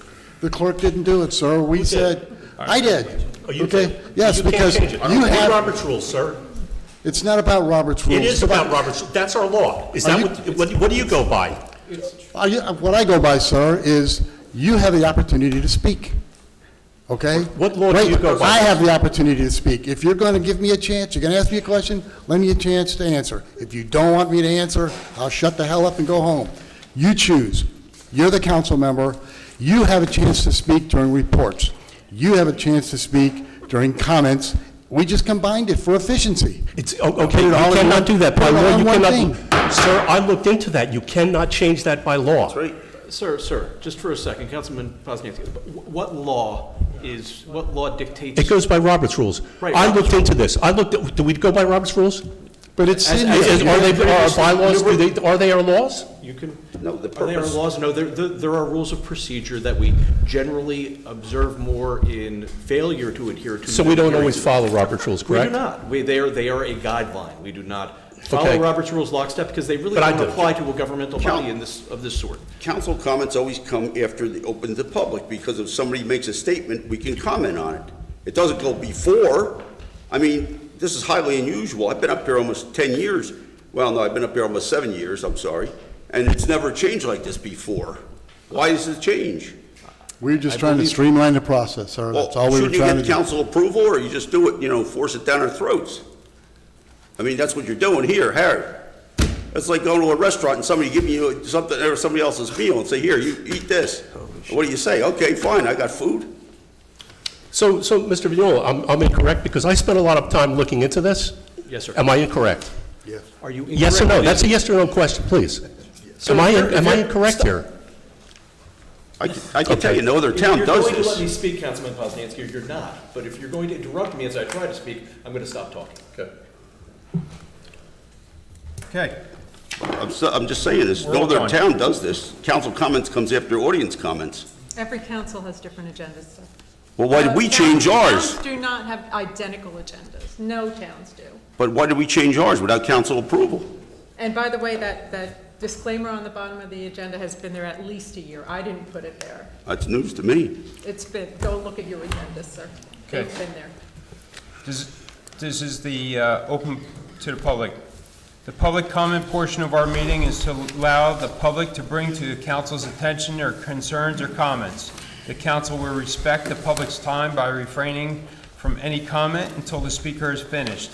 It should be further noted that the public comment portion of our meeting is not structured as a question and answer session. Please state your name and address for the record. when you come to the podium. Just a reminder, under the rules of council, individuals wishing to speak during the public input part of the meeting should be limited to 5 minutes and may, after others speakers have finished, be allowed to speak for a second 5-minute period.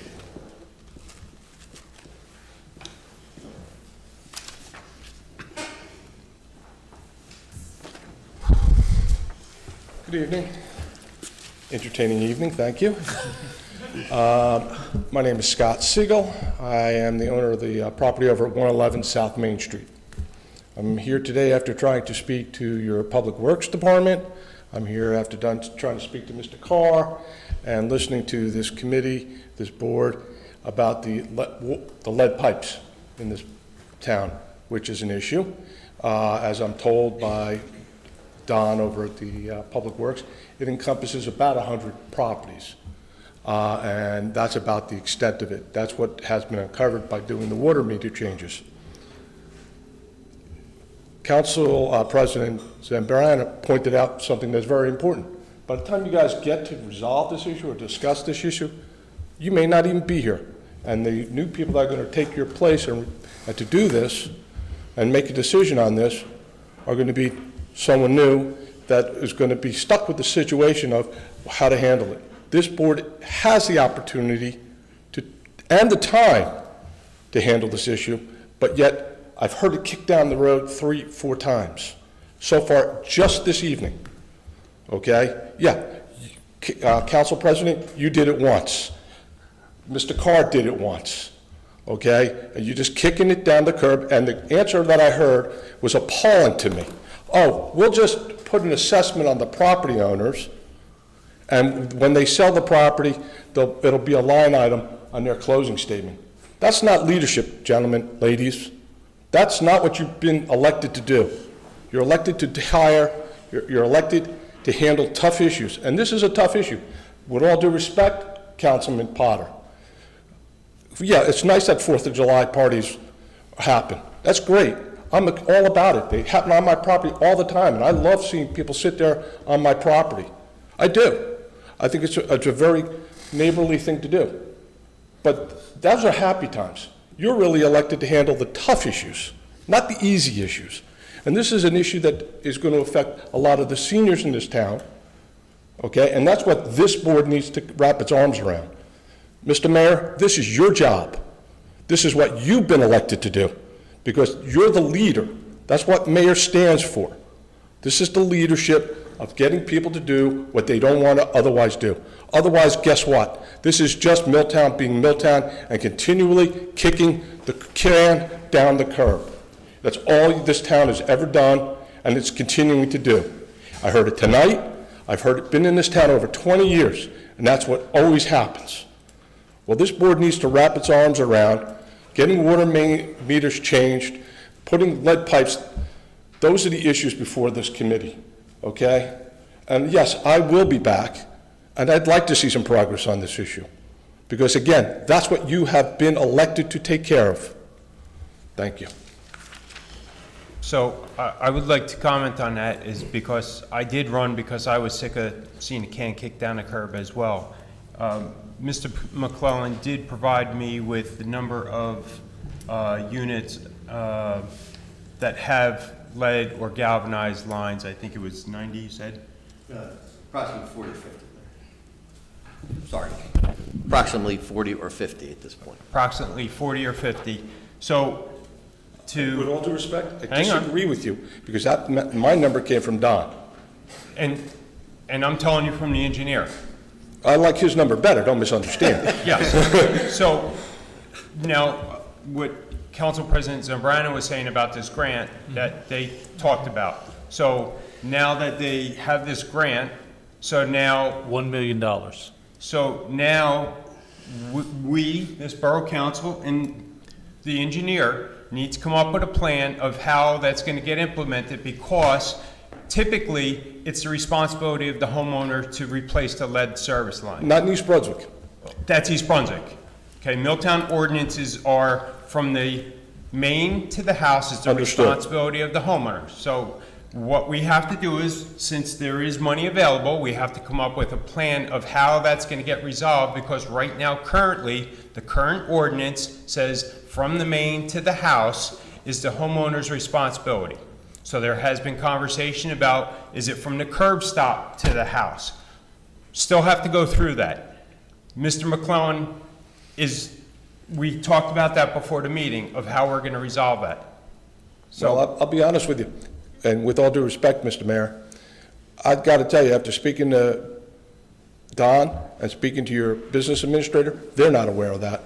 I'm not trying to throw anybody under the curb here, but nobody knows anything about this. This is the first that I've heard about it after Sir, doing some it was just inquiry. awarded. we just had It just the awarded. conversation just now before the meeting. Yeah, I Of understand. course, our business administrator and Don isn't going to hear it because we just had the Okay, conversation. and so let me put a little pressure on. When do I anticipate hearing back as with regards to what progress is going to be made? In other words, what should my expectation be as far as when these decisions are going to be made? I will have a more in-depth conversation with Mr. McClellan and have an update for the next council meeting In August? in August. Fine. I'll see you then. Very good. Thank Have a good evening, gentlemen. You as well. Thank you.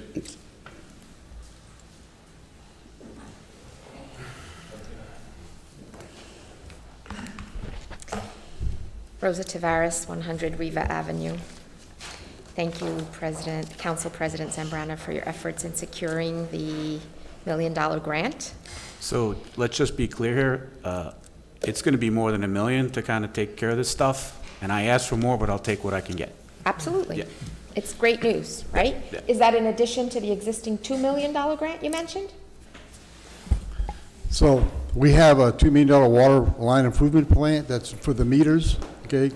We anticipate not using it all. The grant that Councilman Zambrana spoke about is, from my mind, a rumor.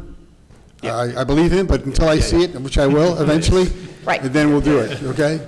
I've heard about it, he talked about it, I believe the councilman, but at the end, the congressman, but yes, we have monies available. The conversation for the council is to decide what they want to do with that monies or how to fix the problem. And as we mentioned, if they're doing that in East Brunswick, okay, but I will tell you that in other municipalities that I've worked for, they didn't fix the lead lines at the taxpayer's expense. It was your line, you had to fix it, okay? And they did it through town, so they had to make those conversations individually in each town. If you have a lot of money, I guess East Brunswick has lots of money, they can buy their own recycling trucks, fix their own lead lines. Yes. Cool beans.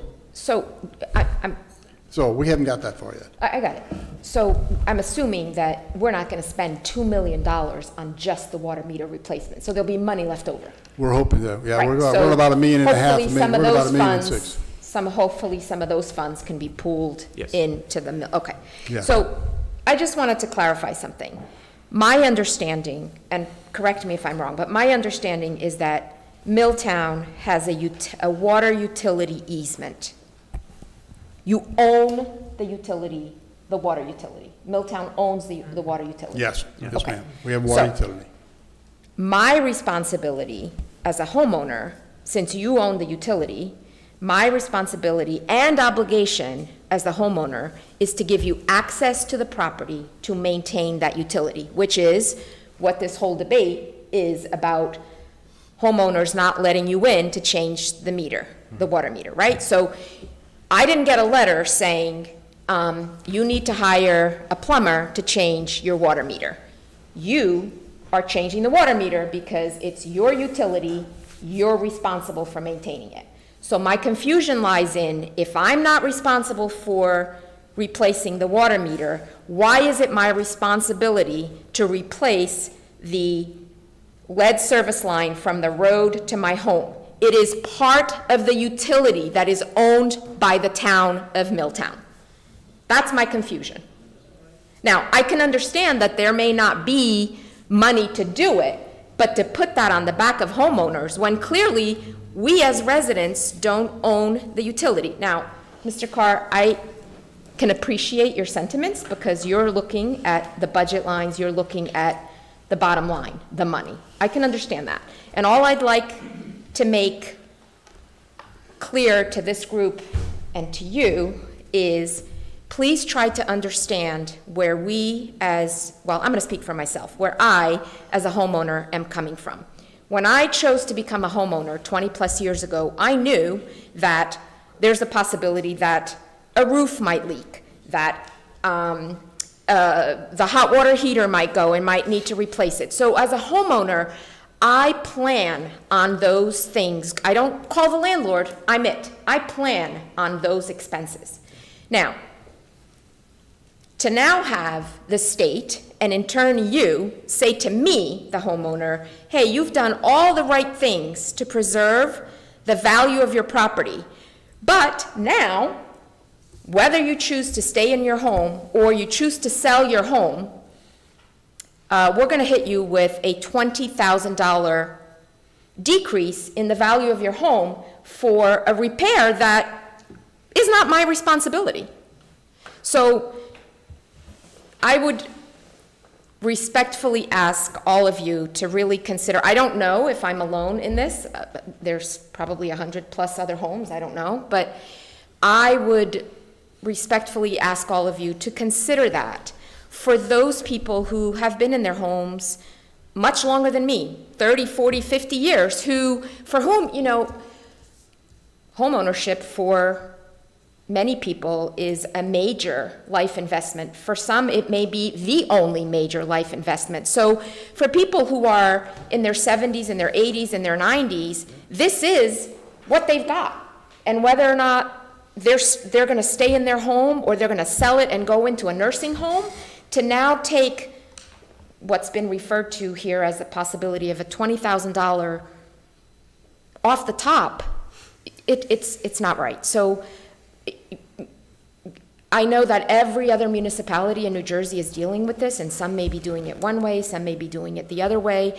And I mean, I would just ask that you try to find a way to consider that instead of having it just be, well, one way or the other, the homeowner's going to pay for it.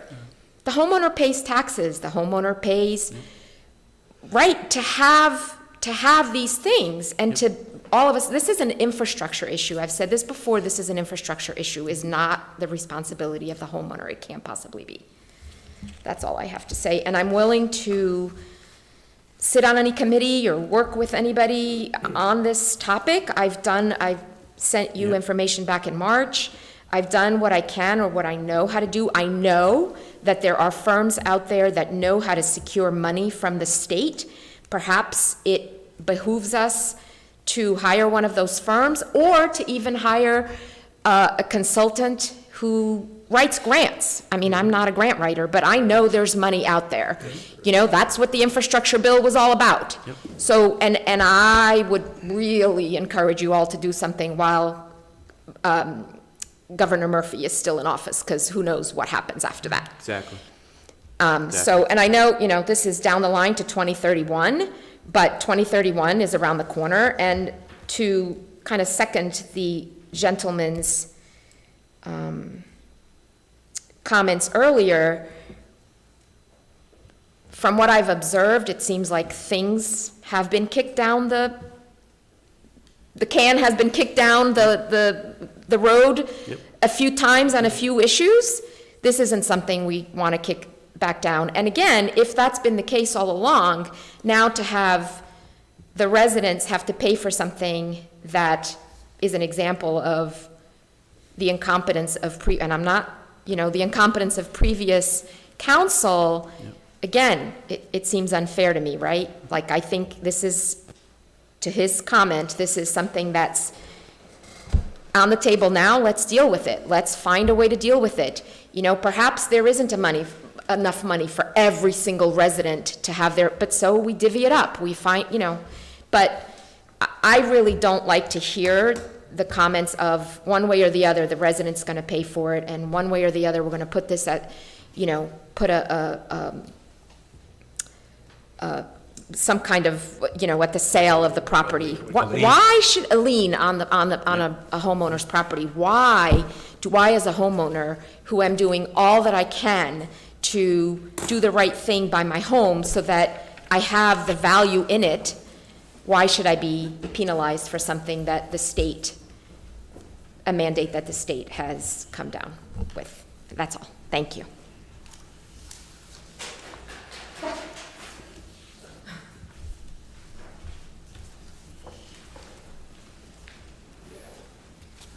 Debbie Miller, 92 Ford Avenue. I happen to agree with you. It is a big burden to put on people. Though, while we're on the meter talk, with, at one point it was discussed that maybe multi-dwellings would be seen if they have meters to cover each unit. Is that taking place while the smart meters program is in place? I think. No. No, I think the process. So that is was last year's conversation about going into, for instance, multi-unit dwellings, apartments, homes that were subdivided into maybe 2 or 3 or 4 homes where there was a meter going into the house, to have each one with a separate account, if you will, or a separate meter, but this project does not do that. Okay, it's just replacing, if there's a meter at the curb or a house meter, and that meter feeds 3 rentals that are in that home, then there's not going to be, in part of this project, 3 additional meters put in there replumbing the house, because that would require the house to be replumbed, Debbie, not just replacing the meter. And that landlord would have to do that of their own, to have 3 separate meters on a house where there are 3 separate accounts, if you will. So this is not that project, no ma'am. But we would be sharing the burden. They would be sharing the burden, but that is not the focus of this project. That was something that was discussed last year, and it didn't get off the ground. As far as the grant, we got a grant for the meters. Correct. Is that already money in the account and then it's being drawn from? Yes. Okay. So this wasn't the water meter replacement project grant. There were 2 separate water grants for $1 million to fix the infrastructure. We're talking about the mains, the main pipes, the infrastructure of the town. Last year we made a decision at our level that says we can repurpose those $2 million grants for 22 and 23. Right? Can't remember the right years, but yes, for $2 million grants, and we got a hold of DEP and the state and said, instead of replacing water mains like we've done in the past, can we use this for the water meter replacement project? And this is why. We give them a big long reason. And they said yes. Obviously, the intent, as the lady mentioned, is that when the dust settles at the end of the day, we're going to upload about a stack of paperwork about that high to the state, who's going to say, yes, you've used your water grant appropriately. And we agreed to all these bills from Core and Main that we passed tonight, from CME, from everybody, and you now have $300,000 left on those 2 grants. Mike and I will obviously get back to them and say, can I do something else with that? And they'll say, of course. They want you to spend the money. They don't want to give it back, because giving it back will tear up a state budget 3 years old, 4 years old. The state hates to do that. I hate to do that. So we then go back to the state and say, look, I got $300,000 left for these 2 grants that used to be for water mains. Then we changed it to water meters, and we still have money left. We fixed all the meters, everything's good. Now we want to go back to replacing water mains, or fixing the lead lines, or doing other things, improvements to the water system. Whatever we do, the state says yes, we have to go out for bid,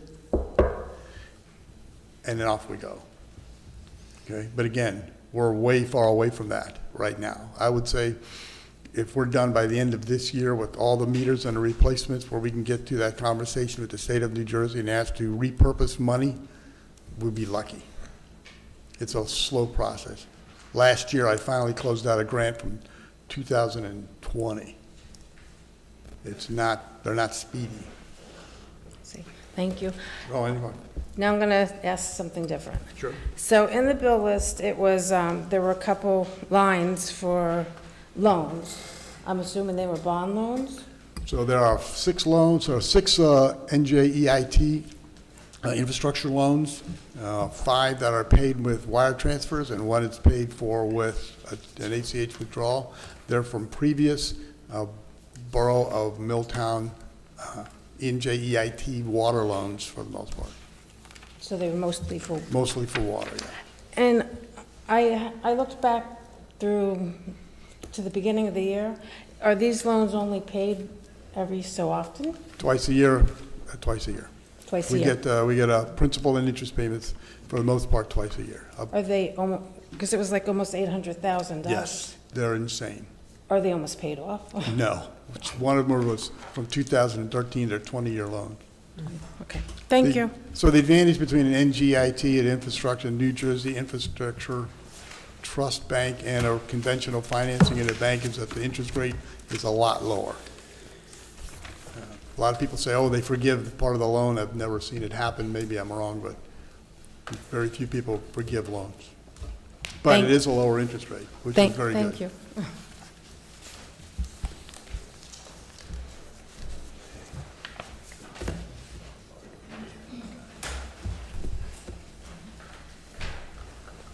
Lee Weisenberger, 99 JFK Drive. Mr. Bazansky brought up a point before about how many gallons we're losing with water yet. We're never going to know that until all the meters get installed, right? To be correct. It just so happened I had a report here coming out of the archives, again, in the paper, done in May of 2000. And this is the State of New Jersey statewide water supply plan, the Eastern Raritan River Basin feasibility study. And they reference the Lawrence chain of lakes, which is Lawrence Brook going all the way up because water is controlled by Brunswick basically for the water supply. And they talk about a lot of different things, but one of the biggest ones was dredging that whole system. And this is a scary number I'm going to give you right now. This is back in 2000. 900,000 cubic yards of material, which would have to go to the landfills, and you can imagine the cost. That's in 2000. I can't imagine what it is now. Our dam, as you can tell if you go over there, that sediment's almost to the top of the dam. I would guess in the chain, it's just as bad in other places, or halfway, partway, wouldn't matter, Farrington Lake. And once again, with the water cost, it's interesting, this was mentioned here in this article too by Elizabethtown Water Company. A water leak of 2 tablespoons in a minute will waste 15 gallons per day, 105 per week, 5,460 gallons a year. I did the numbers quickly. 2,600 homes in Milltown, 14 million gallons. Adds up quick. And I bring that up because, Mike, back when we had our water main refurbished and extended, I believe that was Ducon, right? And I mentioned this once before, but I had 2 lines going to our property. I never knew that because it was 2 lots. They didn't know where the house was going to be built, I guess. And so Ducon came across that line, and the extra one, and they never tested it to see if it was live. They just crimped it. And that line leaked later, leaked for months, until it started popping up all around our cul-de-sac. And then Mountain, whatever, came in there and fixed it. $35,000 plus. So you wonder where the gallons go and where, you know, how much it does cost. But once again, if you have a water line break, a leak in a pipe anywhere, depending where it's at, it could be leaking forever. You're never gonna know. Like I said, until these meters get installed, maybe we'll figure something out, but be patient. And I believe in the past, the young lady brought it up that, once again, from the main to the house, I believe years ago, most towns would have replaced that. That all changed years ago because I think they saw the problem coming and said, we're going to get away from this. They're going to put it on a homeowner, and that's about it. So, but moving along, once again, with the newspaper archives, I'm trying to bring up a bunch of these tonight. This is 1971, once again, Mill Pond, dredging. This is Democrats, Republican, going back and forth, trying to get a plan together. And it's just scary that since 1971, nothing has happened. Although it was dredged in 77, and Alsall and Milltown paid equal amounts to have that done. How much was done at that point? I know it went down below, past the big trestle. I'm not sure how much if they got into the mill pond itself. But the fact that there are many articles out there about the mill pond weed problem going back into the 50s. So this has been going on a long time. This one is of interest because it's in 71. They're talking about the riparian rights. They're talking about Alsall, Mr. Berger. Like he said, they own it. But in 71, the DEP was in its infancy. 1970 they started. So they were dealing with different agencies, and they reference, like you said, Army Corps, everybody else. That's all changed since then. There's a lot more different programs out there. Mike might be able to help with that, because state money, grant money is available for private owners and towns to work together, I believe. And from what I've read on DEP sites, and sometimes when you get a low interest loan from them even, it may be forgiven. So it's a crapshoot. But once again, the fact that this has been going on in this town since the 50s. We got a minor dredging done in 77, 78, but that this continues yet, that's what I'm saying. We have to settle this dispute, whatever it is, with Mr. Berger over ownership, and like I said, fix it, okay? Appreciate it. That's a really interesting concept you had about the water. Does anybody know how much water's leaking over at the Ford Avenue? Could be leaking out of your own house. We could be, You yeah, see but I what mean, a they could be faucet- leaking a faucet's millions of been dollars over, millions of gallons over there, and we'll never find it.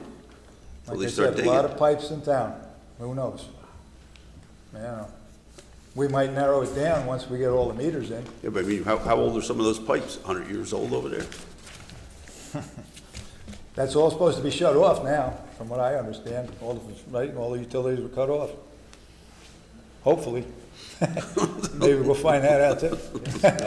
So stay tuned. Then we don't know where we own it to. Whatever. Appreciate it. Thank you. Thank you.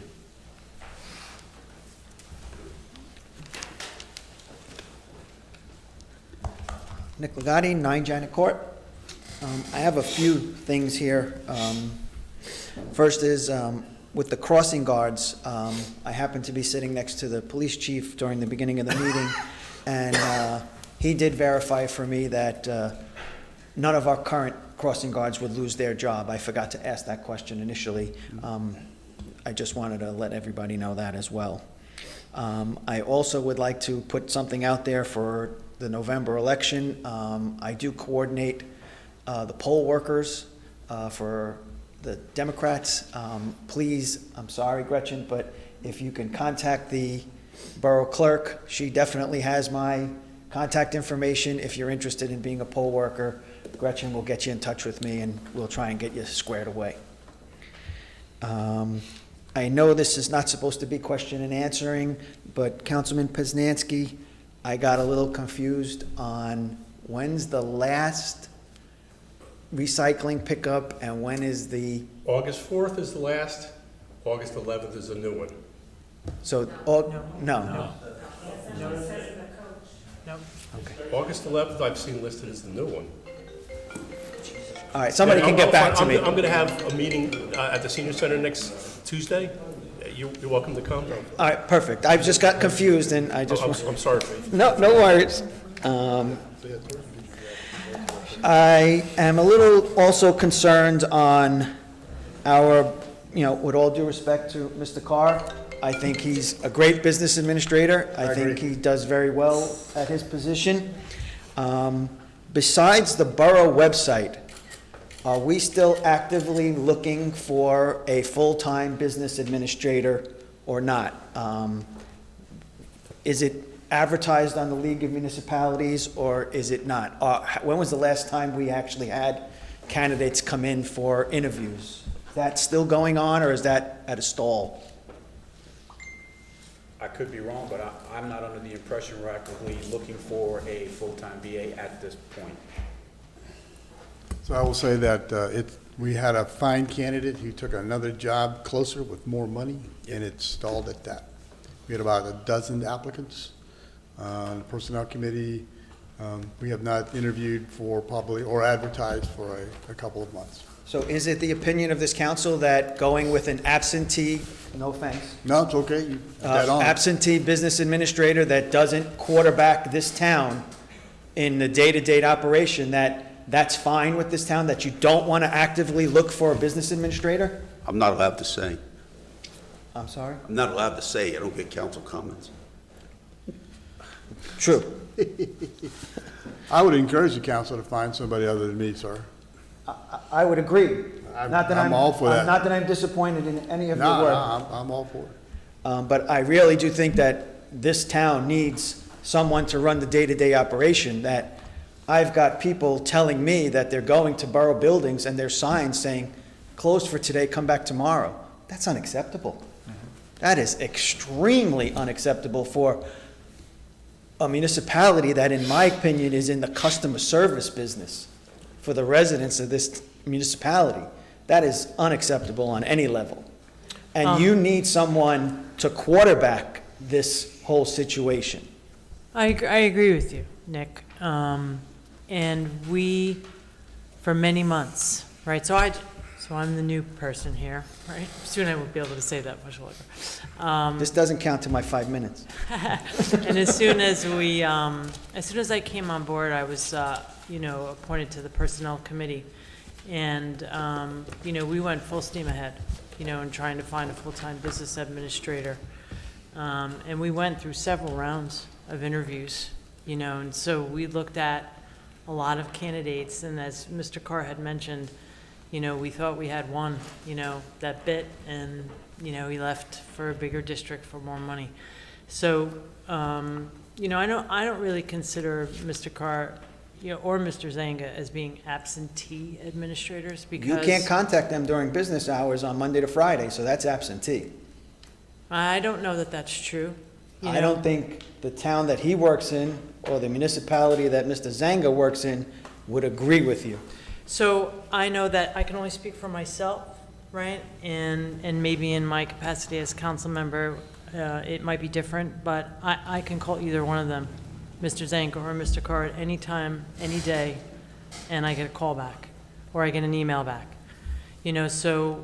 So for part-time employees, at least in my council member role, right, they are accessible. I don't ever go wondering, about an answer to anything. And in my experience in the last 6 months, but I don't disagree with you that the business administrator plays a critical role, but that they're few and far between, the kind of experience that you need, and they can be very, very selective in where they want to work. That's what I've seen in my experience so far. I appreciate your take on it, and I appreciate that both Mr. Zanger and Mr. Carr communicate during those times, but in addition to that, there's quarterbacking of the borough day-to-day operations that there's no one here doing. There's no one here doing it. You have, what do we call them, directors or department heads that are policing themselves. You need someone that answers to you that does that, and there's no one doing it right now. Yeah, and I just want you to know that I can speak for myself, and then as a member of the Personnel Committee, we wholeheartedly agree with you. And we've done so far what we can do, and I don't disagree that, we can open a search, but we're gonna end up in the same situation because we've done those searches already. And the pool is very limited. It's only my opinion, but I think it's magnitude by many in this municipality, that if you're not actively looking, you are doing an injustice to the residents of this town. The reason I actually came to this meeting tonight is I am questioning our 2 old firehouses in town. We have missed out on the last 3 real estate booms in New Jersey. Those two firehouses, per a former mayor, Mayor Stieber, while council was here, while he was on council, it was promised that those two firehouses would be sold to recoup some of the money that was spent on building the new facility across the street. That has never been followed through on. Council members made decisions based on that at that time. I don't know what has to be done, why it's stalled off over all these last 5 or 6 years. I've personally come up here and asked you to get the borough attorney to start the process to subdivide the property, get the parking lot included, make it more, nicer for sale, and nothing. I don't think anything has been done, and you waited for some project of increasing Main Street, whatever, that really has done nothing, absolutely nothing, and we're losing out on real estate booms and money, that relief for Milltown residents that's just not happening. I don't care who wants to run lead on it. I don't care who's responsible for making it happen. I don't think the residents care who's responsible. They just want some relief. They want you guys to do the right thing for Milltown, for the Milltown residents. It's too long. It's too much you missed out on. You're missing out on the last real estate boom now. It's towards the end. I don't think there's anything you can do about it now, but that's another thing that really needs to happen. I'm not looking for responses. I know this is just comments, but if anybody wants to pull me aside, I've been asked a few times to help out. I will always help in any way I can. And I'll say it again, it's just my opinion, but I think it's of many in this town, that we need to move on a business administrator position here and to get our two firehouses sold so that we can get some relief for our residents. I thank you for your time, and I do also appreciate everybody's efforts up there. Being a former councilman, I know it's not always a nice experience, but I hope it will be at the end. Thank you again. Thank you, Nick. Thank you, Nick. So, Mr. Legati, I have two comments to that, because I want you to understand it as well. So the Personnel Committee, I was removed in January as well, so or February, so that things have changed with that. So the Firehouse Subcommittee I tried to get pushed through in April has been just basically denied to get that on the agenda since April by Council President, because I'm not comfortable with waiting for this Main Street rehabilitation plan to design how the firehouse is going to be. I was approached by multiple residents and business owners about converting that into a microbrewery to help generate revenue in this borough, and this council was not entertained by it. So you have to put that on the shoulder of this council, that they do not want to move that forward. I've been trying since April to move that forward with the subcommittee so we could get a better determination of what to do with the firehouses. Excuse me, Nick, I'd like to talk to you at some point. So at this time, I'd entertain a motion to adjourn. Motion. Second. I have a motion made by Council President Zambrana, second by Councilman Potter. All in favor? Aye. Any opposed? Thank you.